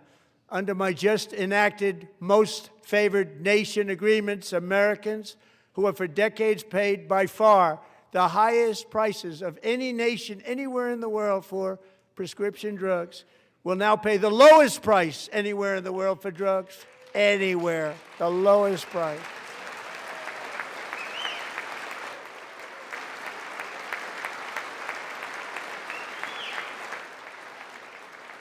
So in my first year of the second term, should be my third term, but strange things happen. I took prescription drugs, a very big part of health care, from the highest price in the entire world to the lowest. That's a big achievement. The result is price differences of 300, 400, 500, 600% and more, all available right now at a new website called TrumpRx.gov. And I didn't name that one either, by the way.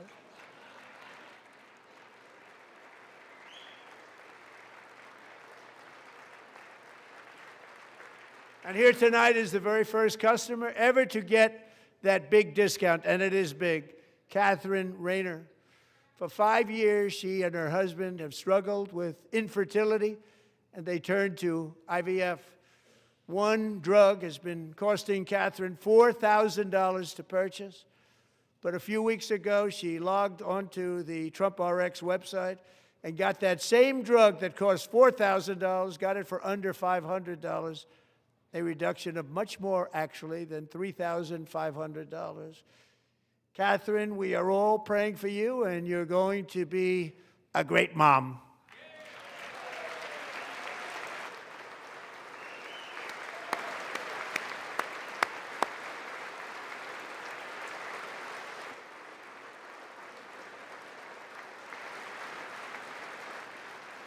See, there's a positive. Medicine was like ungodly expensive for a long time. Codify my most favored nation program into law. Now, the one thing, I'm not sure it matters because it's going to be very hard for somebody that comes along after me to say, let's raise drug prices by 700 or 800%. But John and Mike, if you don't mind, codify it anyway. They may do it. Codify it anyway. Thank you. Many Americans are also concerned that energy demand from AI data centers could unfairly drive up their electric utility bills. Tonight, I'm pleased to announce that I have negotiated the new Ratepayer Protection Pledge. You know what that is? We're telling the major tech companies that they have the obligation to provide for their own power needs. They can build their own power plants as part of their factory so that no one's prices will go up. And in many cases, prices of electricity will go down for the community and very substantially down. This is a unique strategy never used in this country before. I don't know how I feel about that, to be honest. Never handle the kind of numbers, the amount of electricity that's needed. So I'm telling them they can build their own plant. They're going to produce their own electricity. It will ensure the company's ability to get electricity while at the same time lowering prices of electricity for you, and could be very substantial for all of you cities and towns. You're going to see some good things happen over the next number of years. Another pillar of the American dream that has been under attack is home ownership. With us tonight is Rachel Wiggins, a mom of two from Houston. She placed bids on 20 homes and lost all of those bids to gigantic investment firms that bypassed inspection, paid all cash, and turned those houses into rentals, stealing away her American dream. She was devastated. Stories like this are why last month I signed executive order to ban large Wall Street investment firms from buying up in the thousands single-family homes.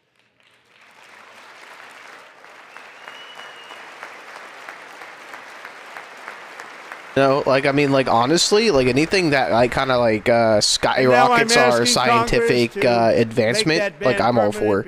I want to go to space. People, really, that's what we want. Second I can, I'm leaving this fucking planet behind. Corporations are doing just fine. Rachel, thank you very much. Good luck with your home. You'll get one soon.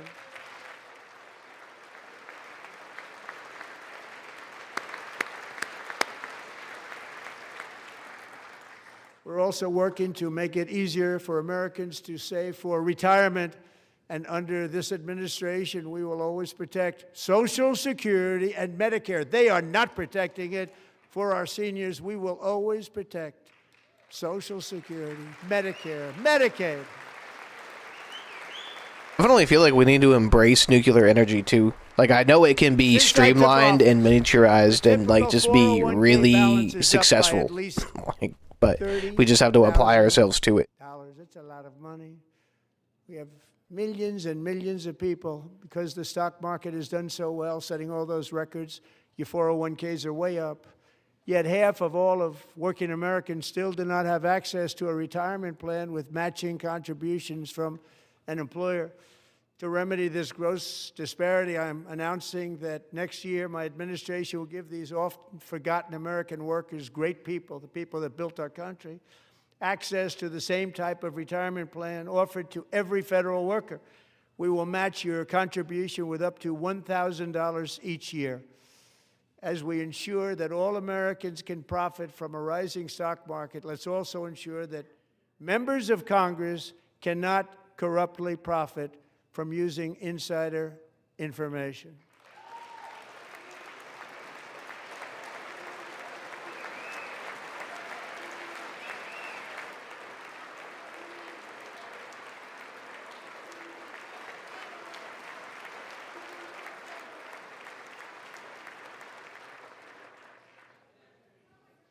They stood up for that. I can't believe it.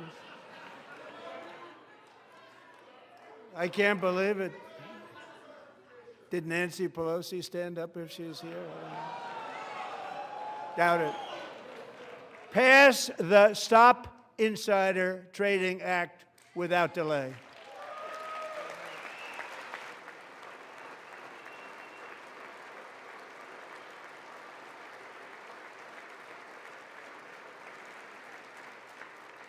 I wasn't sure if anybody, even on this side, was going to applaud for that. I'm very impressed. Thank you. I'm very impressed. But when it comes to the corruption that is plundering, it's plundering America. There's been no more stunning example than Minnesota, where members of the Somali community have pillaged an estimated $19 billion from the American taxpayer. Oh, we have all the information. And in actuality, the number is much higher than that. And California, Massachusetts, Maine, and many other states are even worse.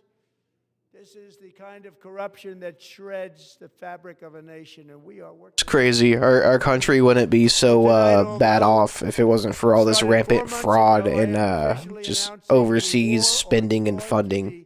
It's all going into like fucking ill-gotten hands, but like, if it wasn't for like the absolute just abusal of like the tax system and these people ripping everything off, like we would be so much better off as a country.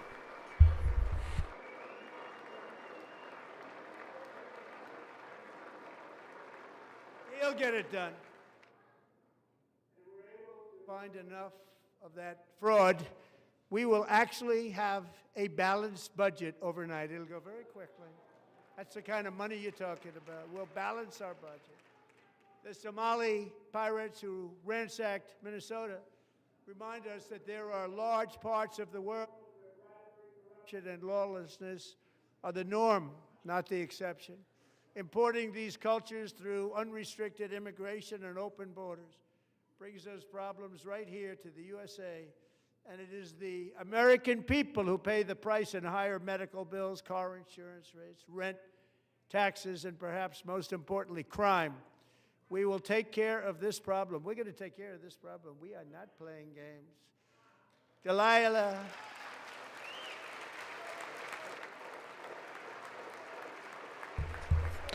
And Gavin Newsom's government really needs to be held accountable for like the absolute communism it's inflicting on its people, man. Coleman was only 5 years old in June 2024 when a 18-wheel tractor trailer plowed into her stopped car traveling at 60 miles an hour or more. The driver was an illegal alien let in by Joe Biden and given a commercial driver's license by open borders politicians in California. Doctors said Delilah would never be able to walk or talk, have a good life. She wouldn't even be able to eat again. But against all odds, she is now in the first grade learning to walk. And she's here this evening with her dad, Marcus, a fantastic man. Delilah, please, you are a great inspiration. Please stand up.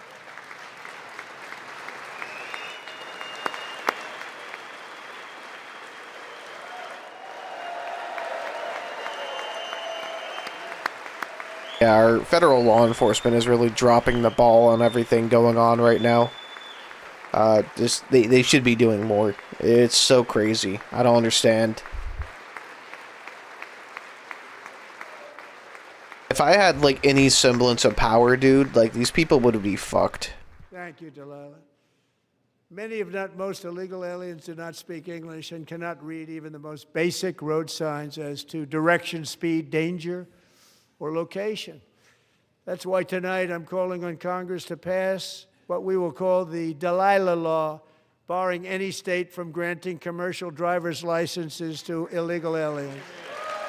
Hell yeah.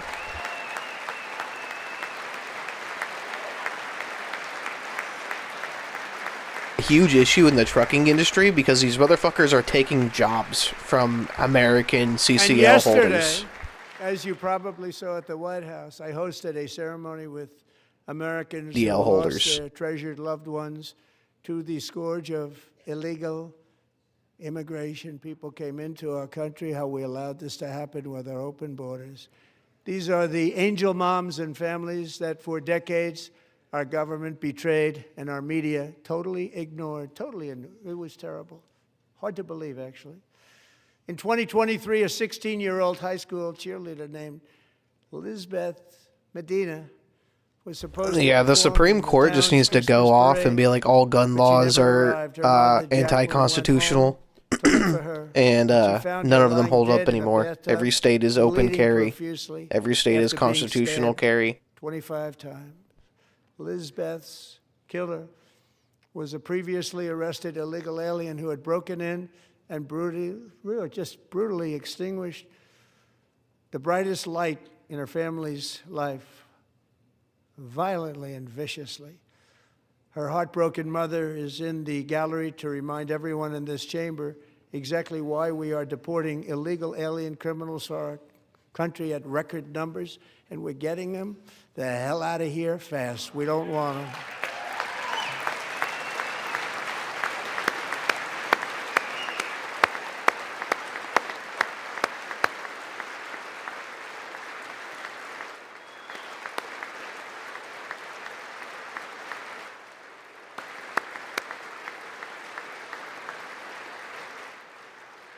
No, honestly, like, my Twitter has been really fucked up. I haven't been really seeing, like, anybody's tweets who I want to see. We can never forget that many in this room not only allowed the border invasion to happen before I got involved, but indeed they would do it all over again if they ever had the chance. If they ever got elected, they would open up those borders to some of the worst criminals anywhere in the world. The only thing standing between Americans and a wide open border right now is President Donald J. Trump and our great Republican patriots in Congress. Thank you. Thank you.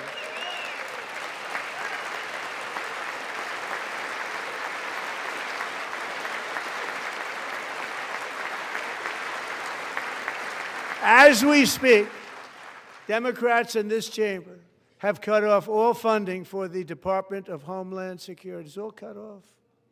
It's all cut off. They have instituted. Honestly, hope we do well in the midterms, or else we're fucked. Us 2 points on GDP. 2 points we lost on GDP, which probably made them quite happy, actually. Now they have closed the agency responsible for protecting Americans from terrorists and murderers. Tonight I'm demanding the full and immediate restoration of all funding for the border security, homeland security of the United States, and also for helping people clean up their snow. We have no money because of the Democrats, and it would be nice. We'd love to give you a hand at cleaning it up, but you gave no money. Nobody's getting paid. It's a shame. So you have to think about it. We have, in case you didn't know, a pretty large snowstorm out there. One of the great things about the State of the Union is how it gives Americans the chance to see clearly what their representatives really believe. So tonight I'm inviting every legislature to join with my administration in reaffirming a fundamental principle. If you agree with this statement, then stand up and show your support. The first duty of the American government is to protect American citizens, not illegal aliens.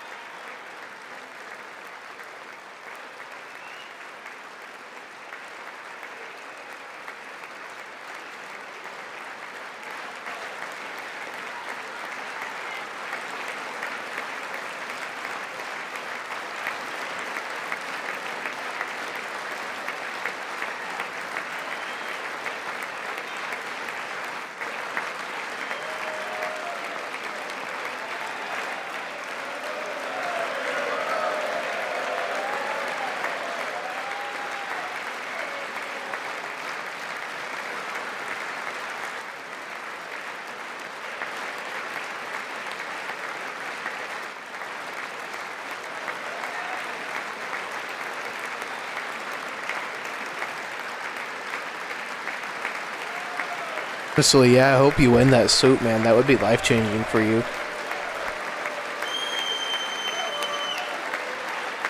Out of California, come to Florida.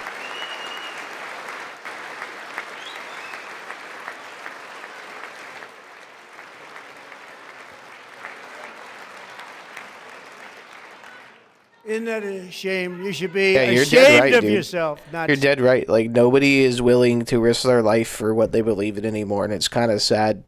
Like I was saying earlier this morning, like I would fucking die. Would rather fucking die than live under any type of bullshit. So, like, you know, like, people just need to get fed up and stand up. Like, if you don't, something bad is gonna happen soon. You know, like, we gotta put our feet down as Americans. Of our country, and you should be ashamed of yourself.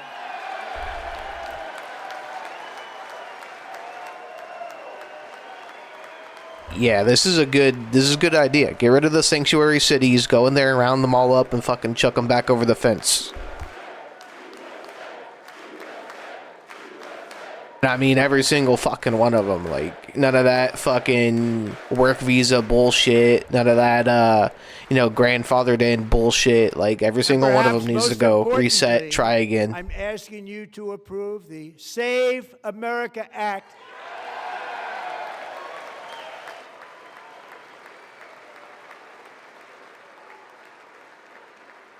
To stop illegal aliens and others who are unpermitted persons from voting in our sacred American elections. That cheating is rampant in our elections. It's rampant. It's very simple. All voters must show voter ID. Well, I mean, you really want to be careful with what you say, but at the end of the day, you know, everybody has free will.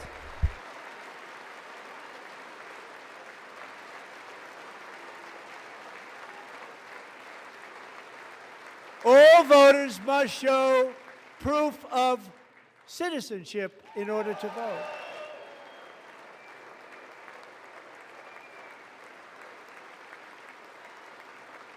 And no more crooked mail-in ballots except for illness, disability, military, or travel. None. And this should be an easy one. And by the way, it's polling at 89%, including Democrats. 89%.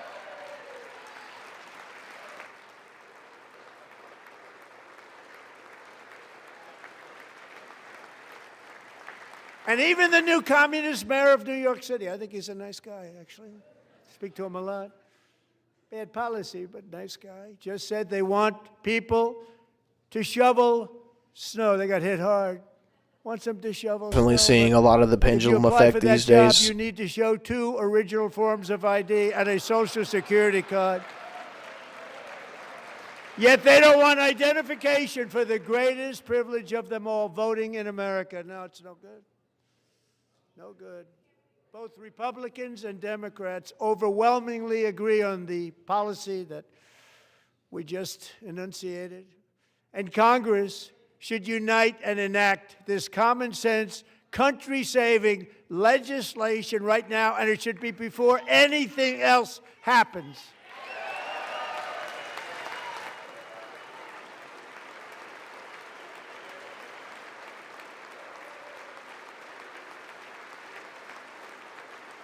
Agree with that, especially since it's coming out for truth now that the 2020 election was stolen. Like, we knew it from the start, but we really need to shore up our elections. One reason, because they want to cheat. There's only one reason.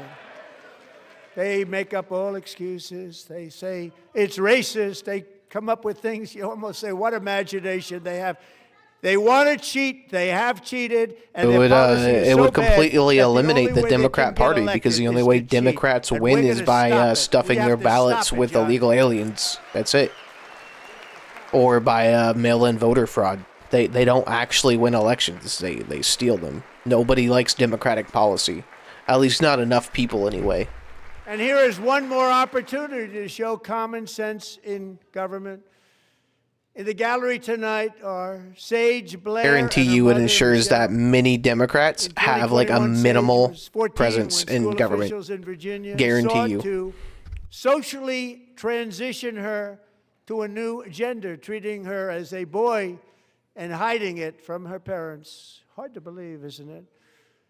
Should be illegal too, man. Confused Sage ran away from home after she was found in a horrific situation in Maryland. A left-wing judge refused to return Sage to her parents because they did not immediately state that their daughter was their son. Sage was thrown into an all-boys state home and suffered terribly for a long time. But today, all of that is behind them because Sage is a proud and wonderful young woman with a full-ride scholarship to Liberty University. Sage and Michelle, please stand up.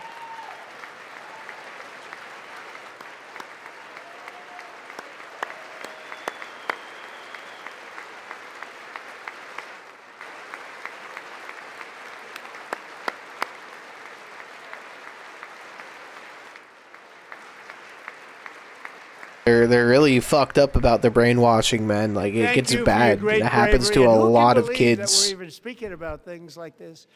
15 years ago, if somebody was up here and said that, they'd say, "What's wrong with him?"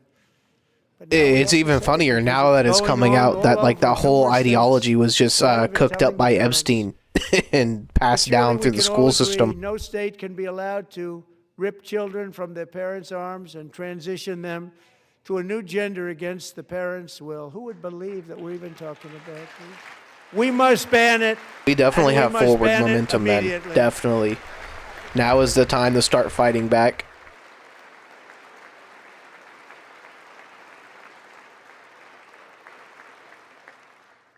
Look, nobody stands up. These people are crazy. I'm telling you. They're crazy.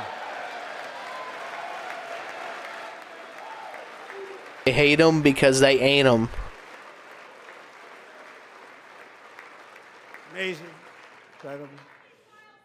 Boy, oh boy. We're lucky we have a country with people like this. I can't stand these people, bro. Democrats are destroying our country, but we've stopped it just in the nick of time, didn't we? Huh?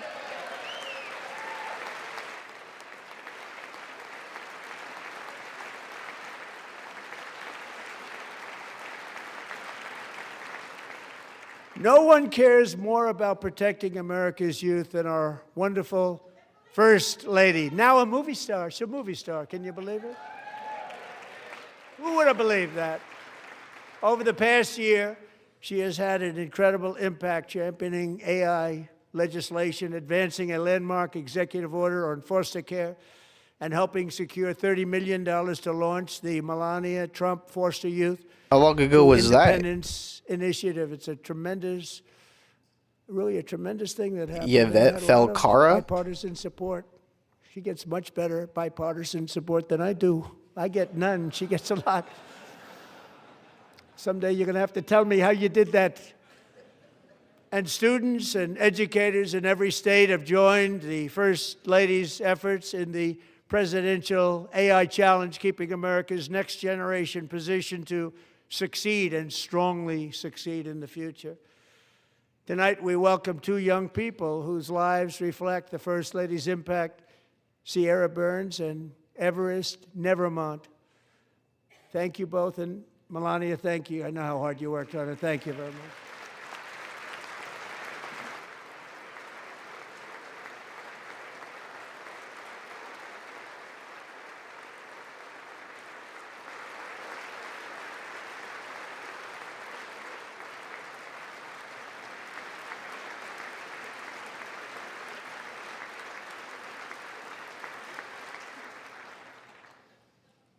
I'm very proud to say that during my time in office, both the first 4 years and in particular this last year, there has been a tremendous renewal in religion, faith, Christianity, and belief in God.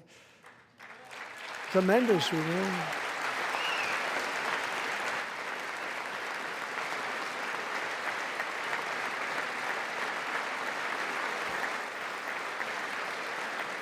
Crazy. I'll have to look her up. That sounds wild, but on brand for California. Part of that had to do with my great friend, Charlie Kirk. A great guy, great man. Charlie Kirk.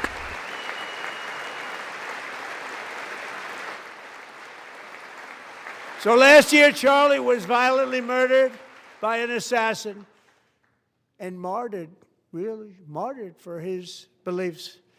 His wonderful wife, Erica, is with us tonight. Erica, please stand.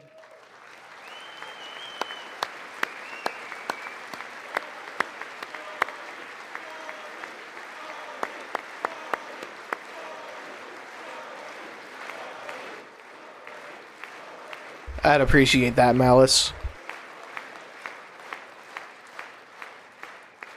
Thank you, Erica. Been through a lot. In Charlie's memory, we must all come together to reaffirm that America is one nation under I feel God, that, man. I have that oppositional and we must defiance totally shit reject too. Political violence of any kind.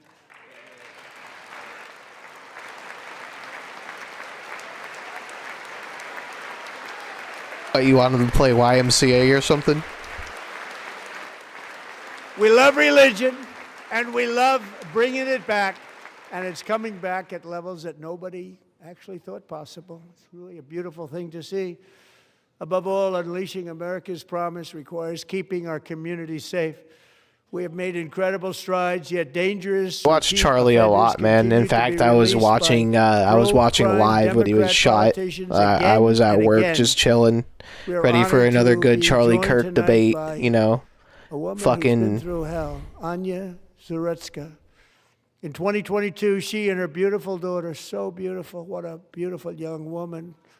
Irina fled war-torn Ukraine to live with relatives near Charlotte, North Carolina. And by the way, what's going on with Charlotte? Last summer, 23-year-old Irina was riding home on the train when a deranged monster who had been arrested over a dozen times and was released through no cash bail stood up and viciously slashed a knife through her neck and body. No one will ever forget there were people on that train. No one will ever forget the expression of terror on Irina's face as she looked up at her attacker in the last seconds of her life. She died instantly. She had escaped a brutal war only to be slain by a hardened criminal, set free to kill in America, came in through open borders. Mrs. Zarutska, tonight I promise you we will ensure justice for your magnificent daughter. I for sure don't believe the official narrative at all.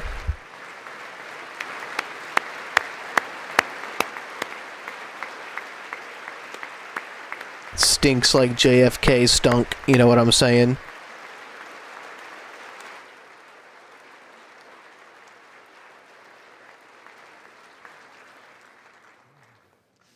How do you not stand? How do you not stand? I'm asking this Congress to pass tough legislation. I kind of buy more of the explosive microphone thing than I do anything else, though. Like, I do guarantee that, like, people were in on it that were near him, but I think the microphone discharged into his neck. I don't think they shot him with, like, any type of conventional weapon. Starting last summer, I deployed our National Guard and federal law enforcement to restore law and order to our most dangerous. There's a reason why we haven't seen the footage of the camera that was above his head yet. New Orleans, Louisiana, big success, and our nation's capital itself, Washington, D.C., where all of the shootings that have happened so far are, like, fucking weird as shit. Like, I'll even go as far as to say, like, Uvalde was weird as shit. Like, the fact that that shooter got into that school because, like, the door just so happened to be propped open was fucking wild. And the fact that the cops did nothing when they showed up was wild. Now at the lowest level ever recorded, and murders in D.C. But yeah, like, Butler, Pennsylvania was fucking weird. It did not make sense at all. The from a year ago. What was that, like, Ryan Routh, the guy that was, like, hiding in the bushes at Mar-a-Lago at the golf course? That was fucking weird as shit. He's the only one who got caught, too, and they sentenced him to life in prison. They don't like to hear that. One of the brave service members who helped achieve this stunning turnaround was 20-year-old West Virginia Army National Guard Specialist Sarah Beckstrom. Saying, like, it was like a stand-down order to not go in and do anything. They were all there. They could have stopped it. Her rank was going to be. I've said talking about this situation before, like in actual like real life circles, that I would have offed some coppers that day, man. Like I really would have. Like I probably would have been taken out in the parking lot of a school because like I would have not let them get in between me and saving my kid. Of our nation, she was shot. He traveled here because he didn't like people wearing our uniform. He was sick and deranged. Shouldn't have been in our country. Sarah Beckstrom died in order to defend our capital, and we are honored to be joined by her wonderful parents, Gary and Evalie. Your daughter was a true You can't trust shit, man. The only thing that you can trust is the training in your head and like your own wit and your own physical prowess. That's all you can trust.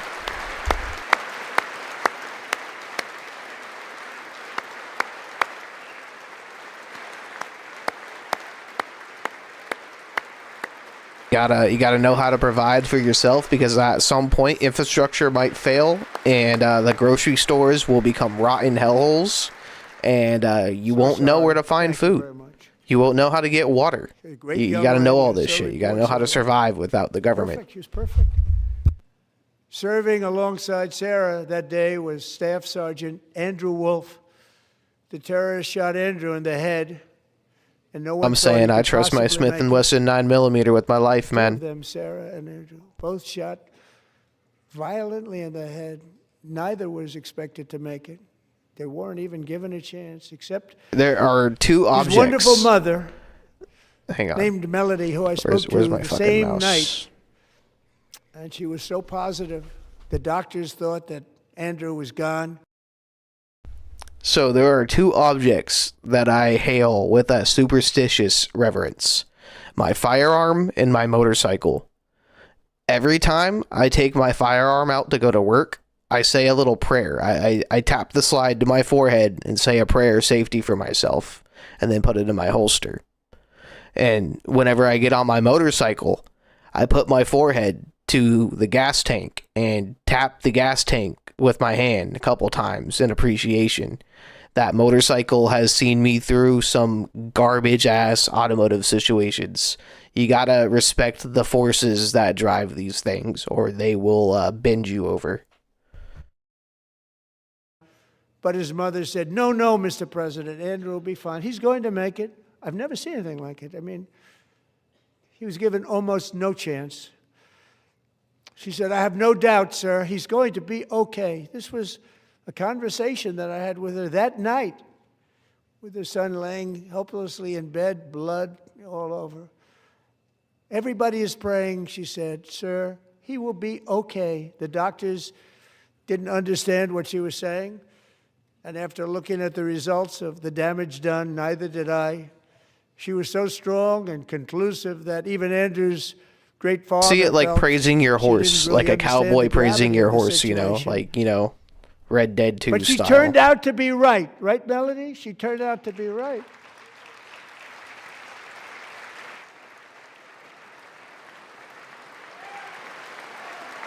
I mean, I wouldn't use the word praise, because, like, the object itself isn't really the idol. It's just respecting the heavenly force that protects me from their wrath.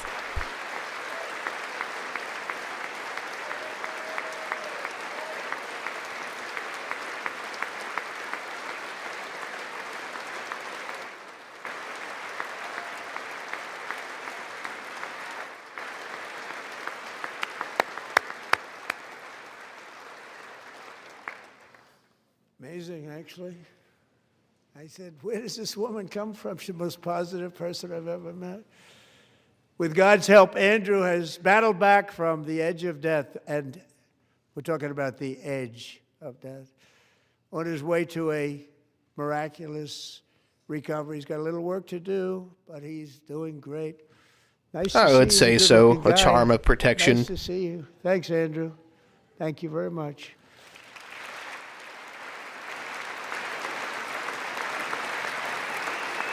Exactly.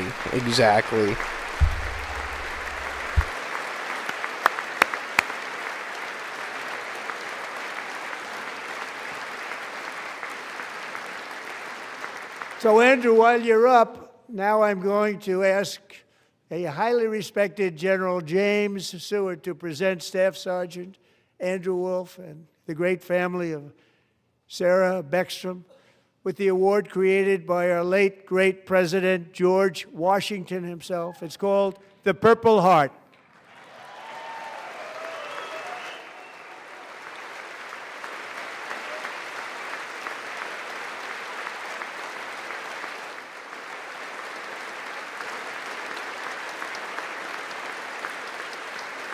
There are General Flynn's here.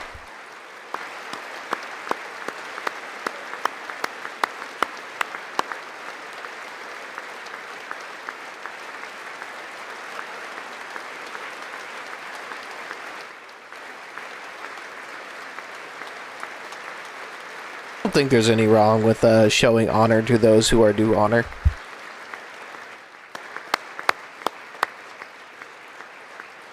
Rats will do this shit too if it makes them look good.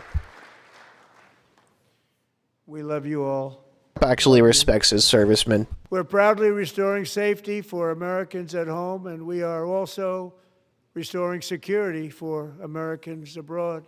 Our country has never been stronger. In my first 10 months, I ended 8 wars, including Cambodia.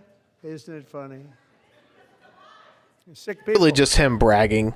Cambodia and Thailand, Pakistan and India would have been a nuclear war. 35 million people, said the Prime Minister of Pakistan. Would have You died don't really see like the involvement. immediate effects of Kosovo things, and but he's Serbia, done a lot of good. Israel and Iran, Egypt and Ethiopia, Armenia and Azerbaijan, the Congo and Rwanda, and of course the war in Gaza, which proceeds at a very low level. It's just about there. And I want to thank Steve Witkoff and Jared Kushner for your help. Thank you, Steve. Thank you, Jared. I don't think he can really brag about stopping all these wars now that he's about to just go postal on Iran.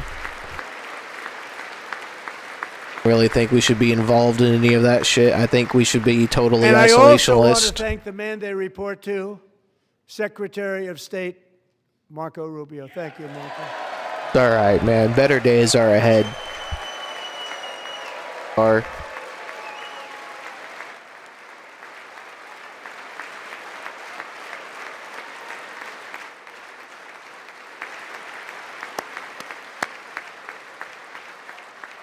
People like you. I love secondary President Marco Rubio. When he was in confirmation, I think our next one was about 54%. And some of the Democrats are now saying, I can't believe we approved that guy. Robert said it's Rubio. An honor that they feel that way, right, Marco? Marco Rubio. You've done a great job, great secretary. Jarl of State. Rubio. I think he'll go down as the best ever.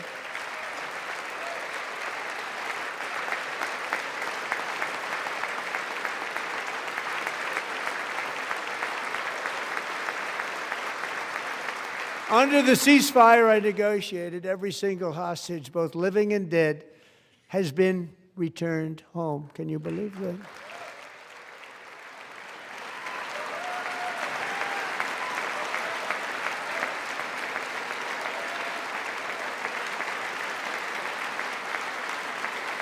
Nobody thought it was possible. Nobody thought that was possible. Both living and dead. And those parents who had a dead son, their boy, they'd always tell me their boy, they wanted him as much as though he were living. It was an amazing period of time. And they came back, and when we got all of the living hostages back, and many, many before them, but I always said those last 20 are going to be very tough, but we got many, many more, hundreds. But I said those last 20 are going to be tough. We got them back. But we only got back 14 or 15 of the dead of the 28. And believe it or not, Hamas worked along with Israel, and they dug and they dug and they dug. It's a tough thing to do, going through bodies all over, passing up 100 bodies sometimes for each one that they found. Tough job. And I just saw it. Thanks, man. I'll look through it here in a minute. And then Steve and Jared, they got it back to 28. They found all 28. Nobody thought that was possible, but we did it. And I'll remember the family of the 28th. They were so grieved, but they were so happy as it's possible to be. They had their boy back. The mother said, "Sir, we have our boy back." What a period of time that was, but we got them all back. So thank you both very much. Great job.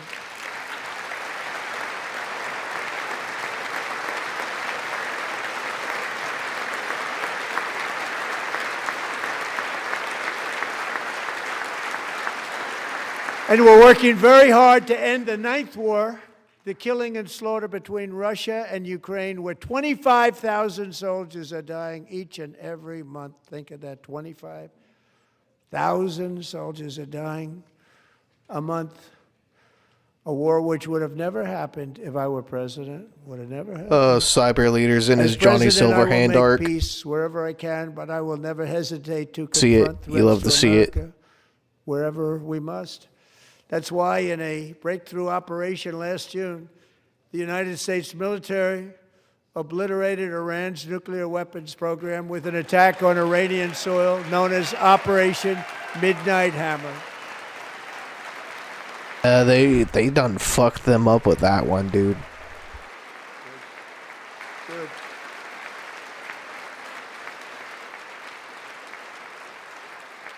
For decades, it had been the policy of the United States never to allow Iran to obtain a nuclear weapon.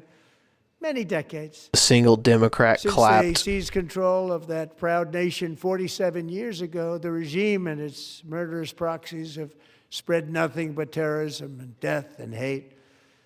They've killed and maimed thousands of American service members and hundreds of thousands and even millions of people with what's called roadside bombs. They were the kings of the roadside bomb. And we took out Soleimani. I did that during my first term. Had a huge impact. He was the father of the roadside bomb.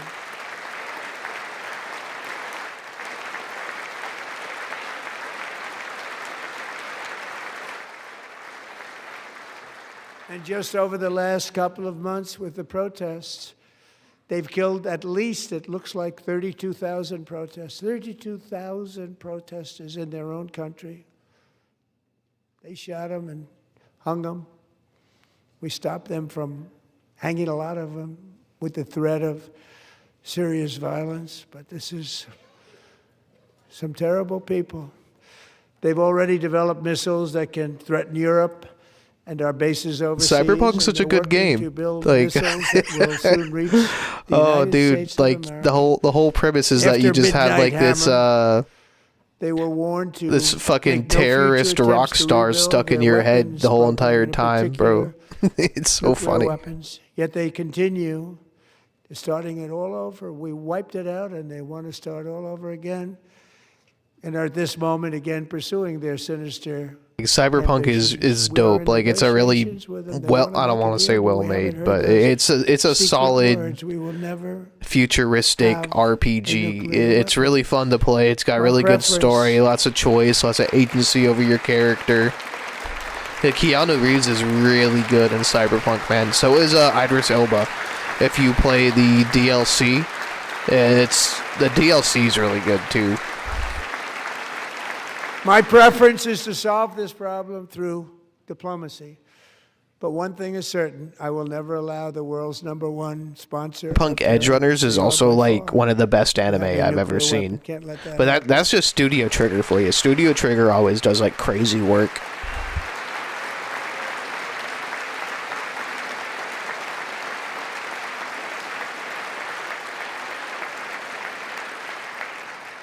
And no nation should ever doubt America's resolve.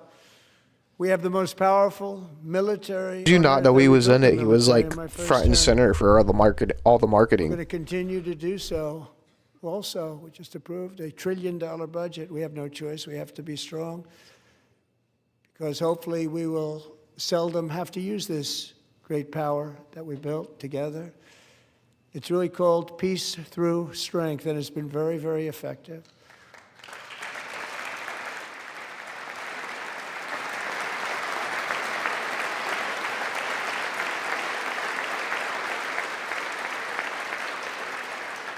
So thanks to under a rock, huh? In Congress, we're investing that record number of dollars, have no choice, in the United States Armed Forces. Also creating a lot of jobs, but we're not even doing it for that reason. Because as I said, we have more jobs, more people working today than ever before in the history of our country. And NATO countries are friends and allies. They are. They're our friends and they're our allies. Have just agreed at my very strong request to pay 5% of GDP for military defense rather than the 2%, which they weren't paying. We were paying for almost all of NATO. Now they're paying 5 as opposed to not paying 2.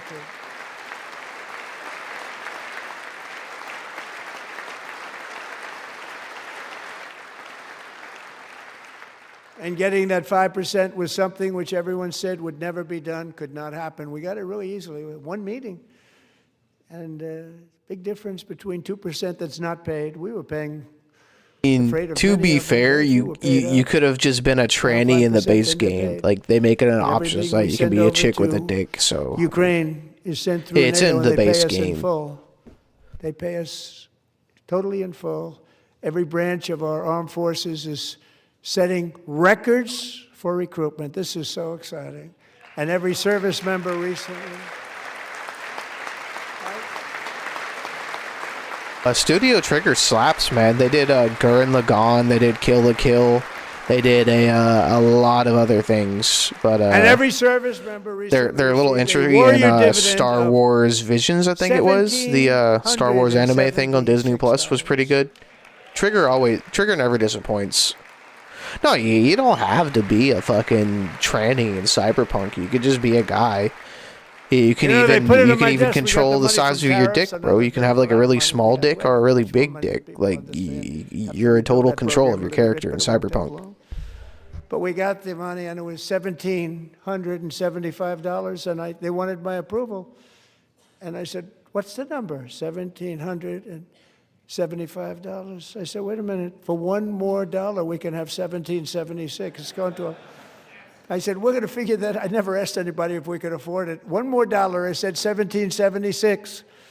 And I said, "That's good." And I'll tell you what, our military, that was 4 months ago, our military, I never see a person in the military that doesn't thank me for it. So we're honored to do it. They just honestly, I think it's kind of goofy to kind of appease that small of a crowd of things. But like, unless it's being pushed on children, like I don't think it necessarily hurts anybody, because like it's always like it's an optional thing. You can ignore it, you know. Like if you never made a girl character and never accidentally toggled the setting, you would never know that you would be able to put a penis on a chick. Another example that I hate in that shit is the fact that in Hogwarts Legacy, they avoided the whole game, but then there's like some random tranny bartender that they go out of their way to introduce you to. And that kind of shit irks me. Large swaths of territory in our region, including large parts of Mexico, really large parts of Mexico, have been controlled by murderous drug cartels. Avoidable and ignorable. I don't really care. I just don't want it fucking displayed as like a normal thing. Declared illicit fentanyl as a weapon of mass destruction.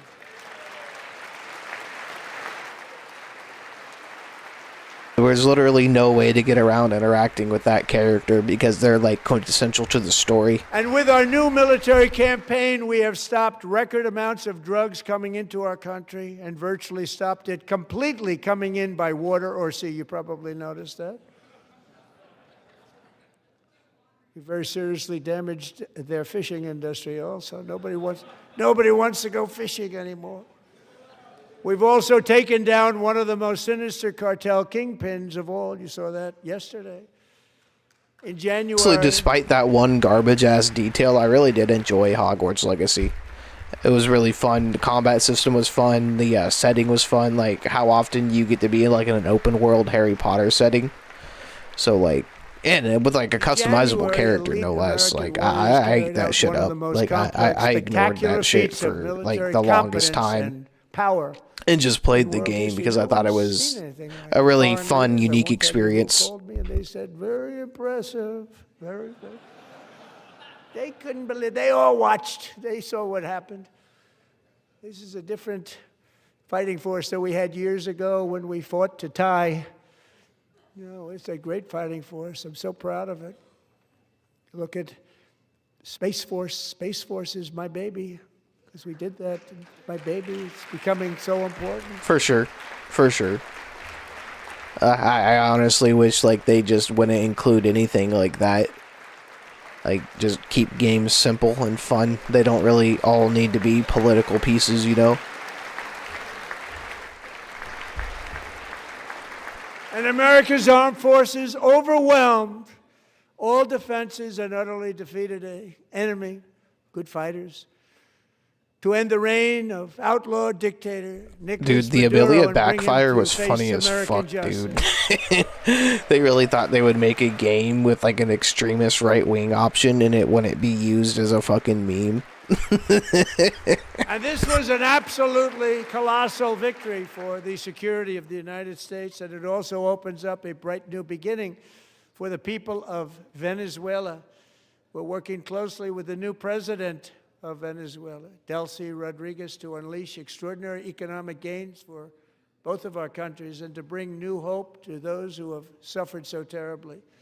They really did suffer. With us tonight is Alejandro Gonzalez. She grew up in a tight-knit Venezuelan family and was especially close to her beloved Yeah, for sure. Uncle She just Enrique. became a right-wing icon But overnight. after Enrique ran for office and opposed Maduro, he was kidnapped by Maduro's security forces and thrown into Of course, like the cultural really instances of like infamous prison in Skybrows capitalizing it and Alejandro feared Powder's she would thing was never fucking see her hilarious, uncle bro. Again. She feared for her own life also.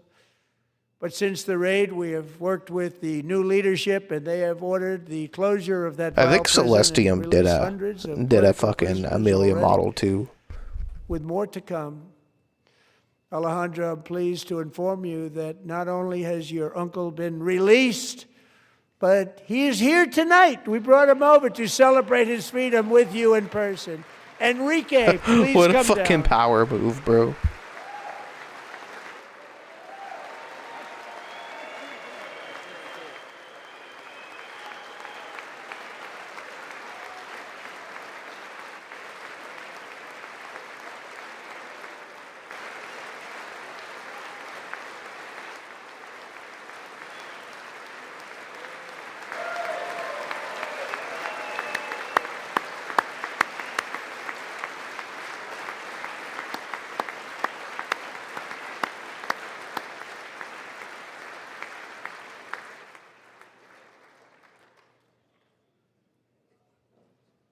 Thank you, Enrique. Have a good time.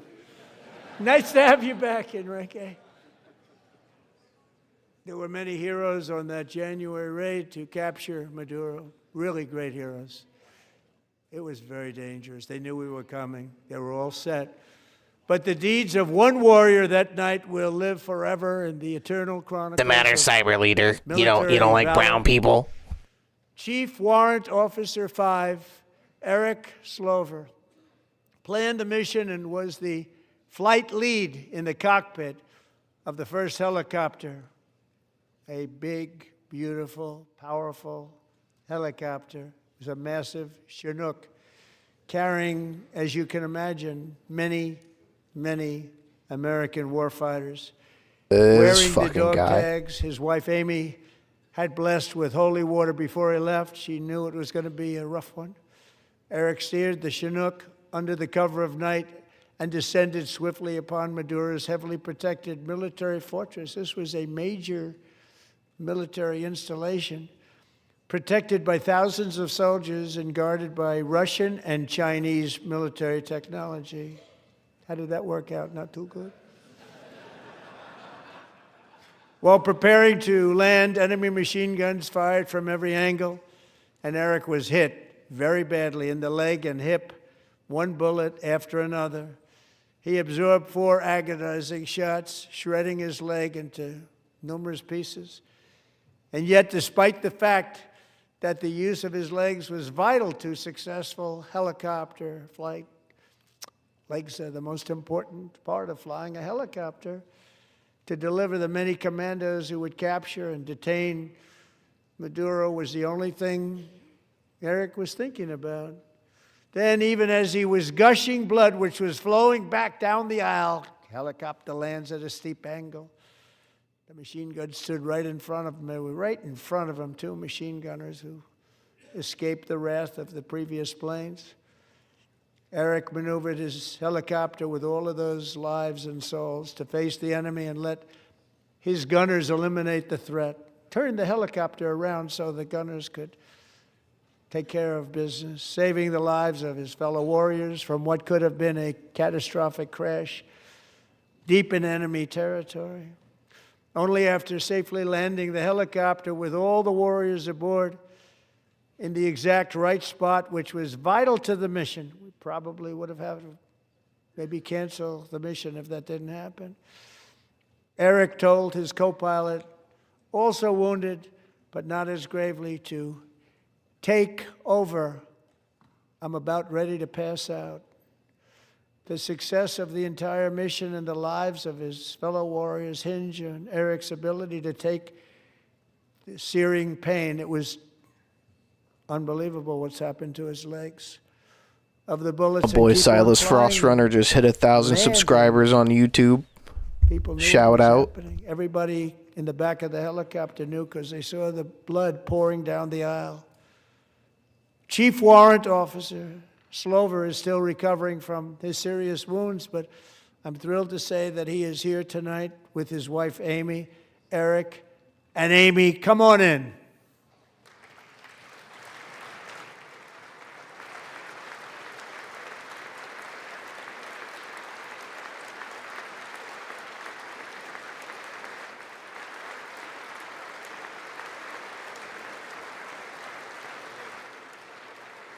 If you don't already, go over and give my boy a subscribe and a like, share his stuff around.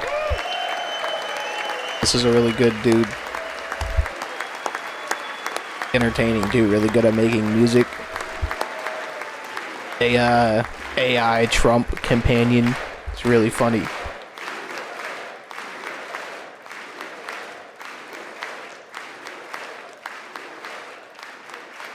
It looks like an absolute unit. So we have a surprise for Eric and Amy. In recognition of Eric's actions above and beyond the call of duty, I would now like to ask General Jonathan Braga to present Chief Warrant Officer Slover with our nation's highest military award, the Congressional Medal of Honor. Goated. Absolutely fucking goated.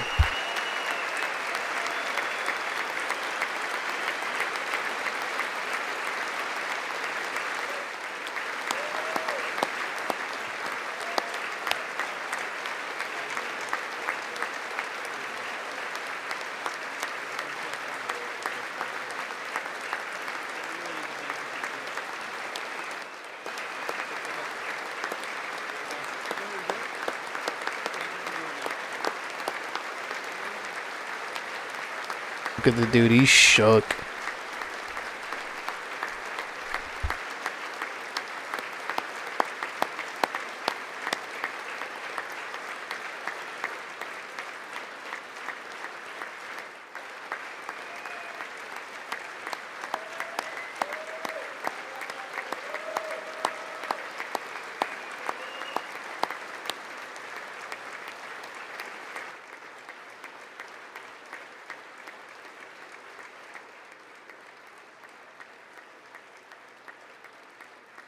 Well, thank you very much, Eric and Amy.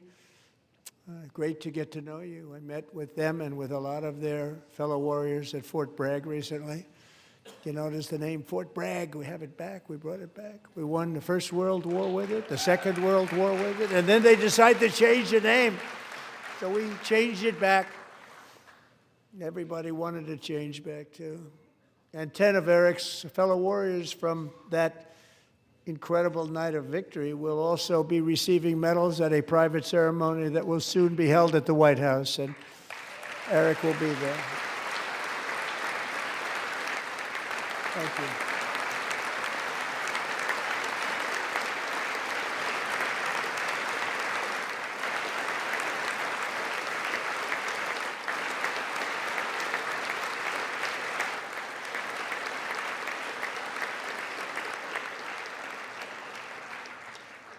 Thank you, Eric.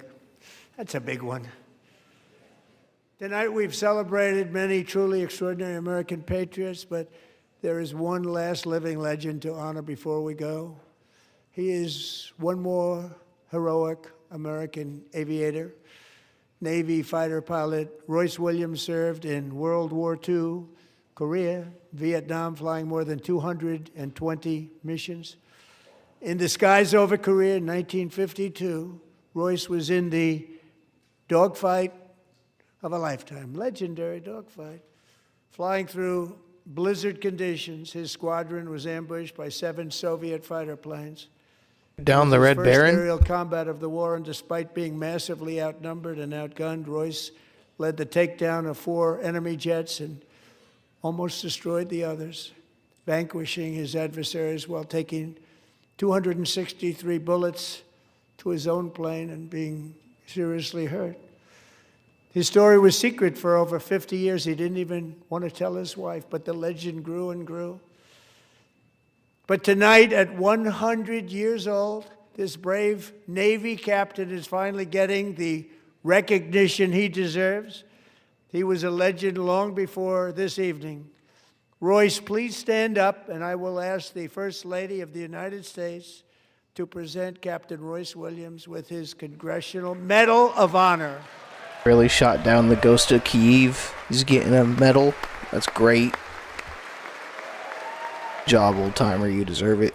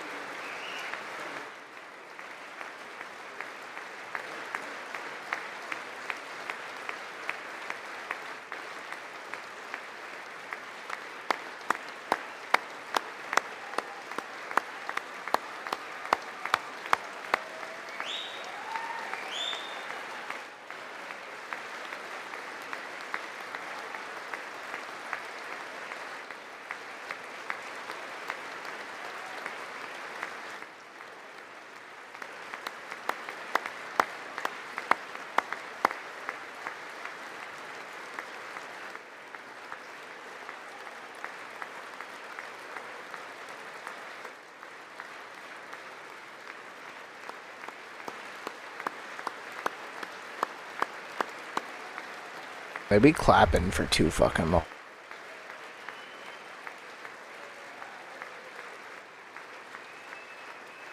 Deserves his recognition, but that's just like uncomfortably long. Doesn't even know what to do with himself, man.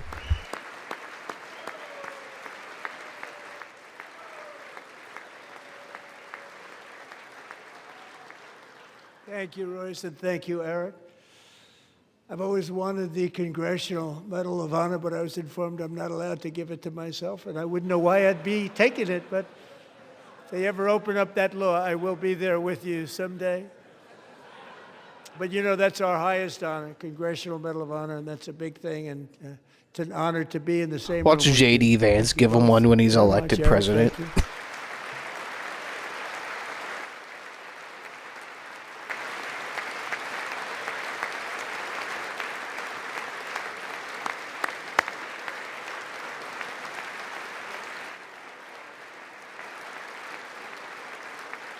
Thank you. 250 years is a long time in the life of a nation, but in another sense, it's really a mere moment in the eye of history.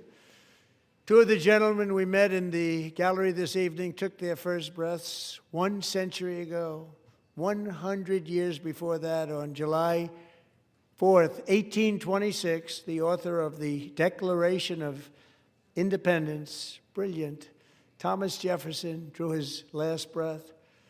Just a single long human lifespan separates the giants who declared and won our independence from the heroes who stand among us tonight. Everything our nation has done, everything we have achieved, has been the work of those few great lifetimes. In those brief chapters, Americans built this nation from 13 humble colonies into the pinnacle of human civilization and human freedom, the strongest, wealthiest, most powerful, most successful nation in all of history. Americans ventured out across the daunting and dangerous continent.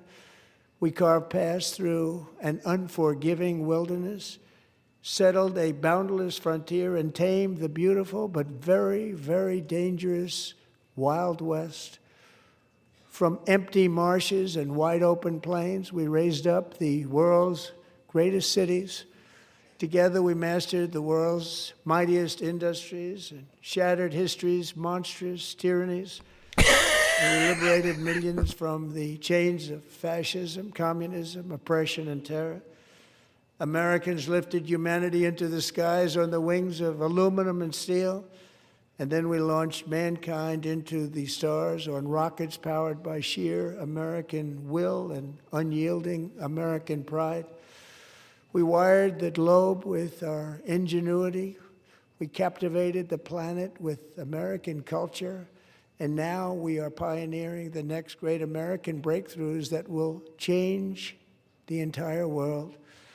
All of this and so much more is the enduring legacy, unmatched glory of the hardworking patriots who built and defended this country and who still carry the hopes and freedoms on all of humanity's backs.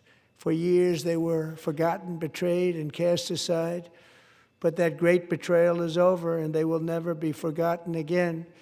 Because when the world needs courage, daring, vision, and inspiration, it is still turning to America. And when God needs a nation to work his miracles, he knows exactly who to ask.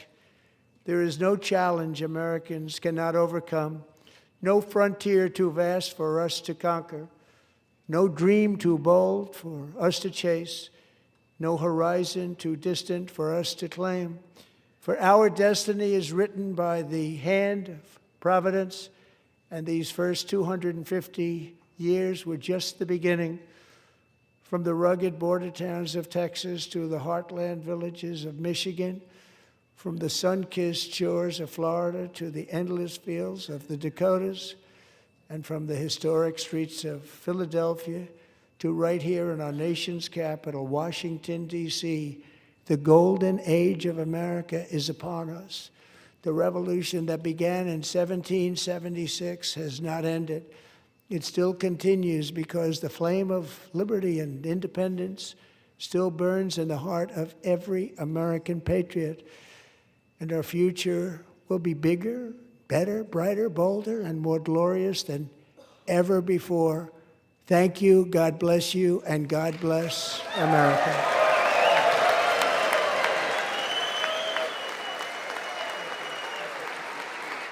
That's what I'm talking about. God bless the USA.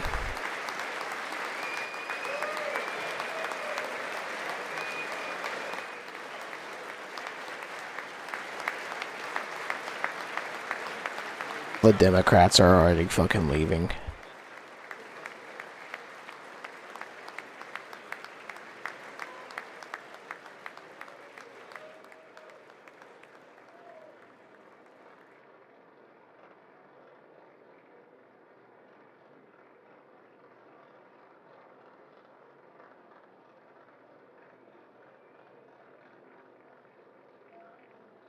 Me too, man. I've always craved the, like the brotherly ties and just what it meant to actually serve in the U.S. military.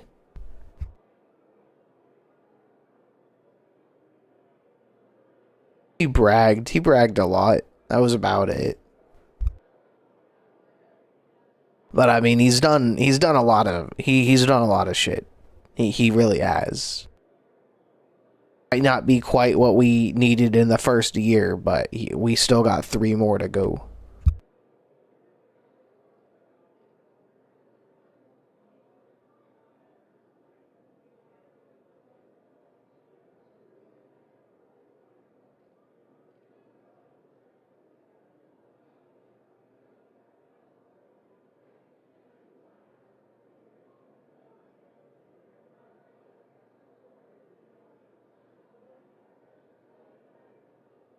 I would probably either go like Army or Marines. If I ever got in, I definitely would have like been a smoke demon, man. I would have just gone in for like, you know, the entirety of the military lifestyle. Like, it would have been my life. Well, I guess that's it for the fucking State of the Union. He bragged a lot. He's done a lot of good shit. All in all, it was a pretty good show.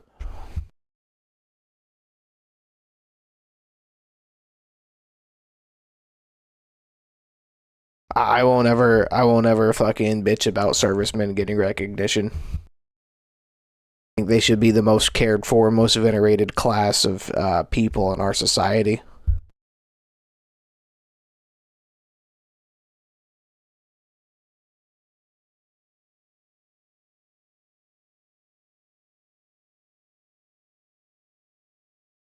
We got maybe about like 5-10 more minutes.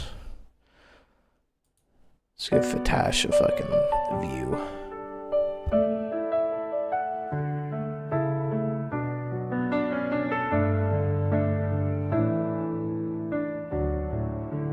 Morning light, I'm getting dressed.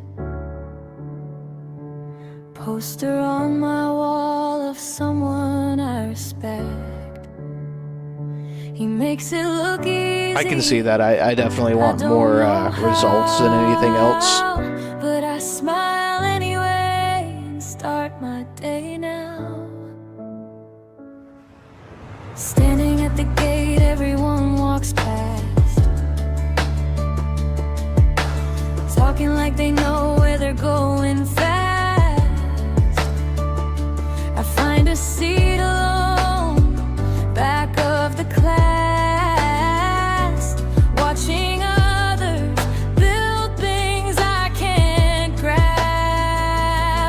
I didn't even know Fatash did stuff until they said something about it in stream earlier.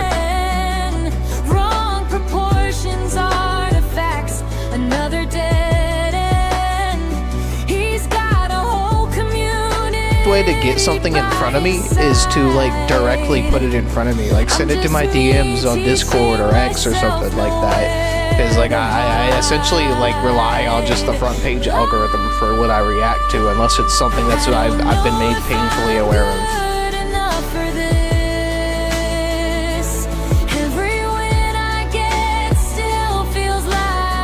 No, I mean, like, if you buy into a lot of the conspiracy theories, there's some major shit going on behind the scenes, and it's gonna lead to a prosperous future. But I don't know how much stock I put in pretty words anymore.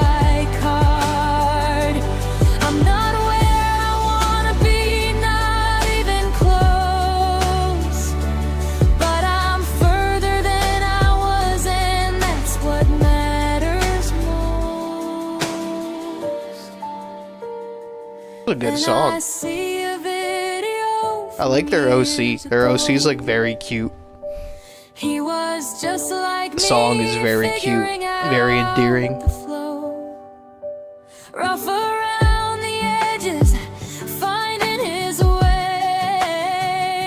He didn't start here, he built it day. That's why everybody wants action. Nobody wants to hear the dude bluster anymore. We want to see him do the shit he blusters about. So the poster stays, but not to chase his name. I'm writing my own story, not playing his game. I'm still learning, I'm still small, but I'm here. Purple eyes and green hairs is such a combination. Like, I'm still learning, but I'm here. it was great. I think it's another good song to sum up how everybody feels about the Skybrows community. You know, like everybody feels like they're just babies taking their first steps into a larger world. If you can't defend yourself and you can't support yourself economically on your own, you're not a real country. And it's time we just stop calling them real countries. It's really annoying. And we should stop propping up those countries too. It's also just as annoying. Sudan's like a good example, right? Not really. It's not a real country. Somalia is not a real country. It stopped being a real country a long time ago. You could even argue Israel's not a real country either. Israel can't support itself, can't defend itself militarily. I see. We happened across to that at an opportune really moment. Country. But I don't want to get into. It's late. I don't want to get into a whole Europeans are not real. Like Europe's not a real country or a real continent. Rant. We've already had like 2 people rage quit my from my channel because of that kind of rant. Europeans get really upset when you point out that they live in a slave state and they're not actually autonomous nations. They get really upset when you point it out. I don't know. I don't know how else to tell them. You know what I'm saying? Like, just Google how many U.S. military bases are in your country. Then Google how many of your military bases are in my country. And then tell me which one of us is a sovereign nation. You know, that's all I'm saying. And they get so mad when you point that out. Europeans get really upset when you point that out. I don't know why. Is what it is. Anyway, good night, everybody. It's bedtime. Yeah. And it's bedtime. And political power space. Yeah, I feel that, man. I feel that it's probably about time to end the stream for me as well. Oh God, it was a long one, man. 3 hours. I normally don't even stream this long. I usually only put like an hour in, but I think the meta of waking up in the morning and doing like a morning news stream is probably about where I'm at. I kind of like the vibe of it earlier this morning when I got on.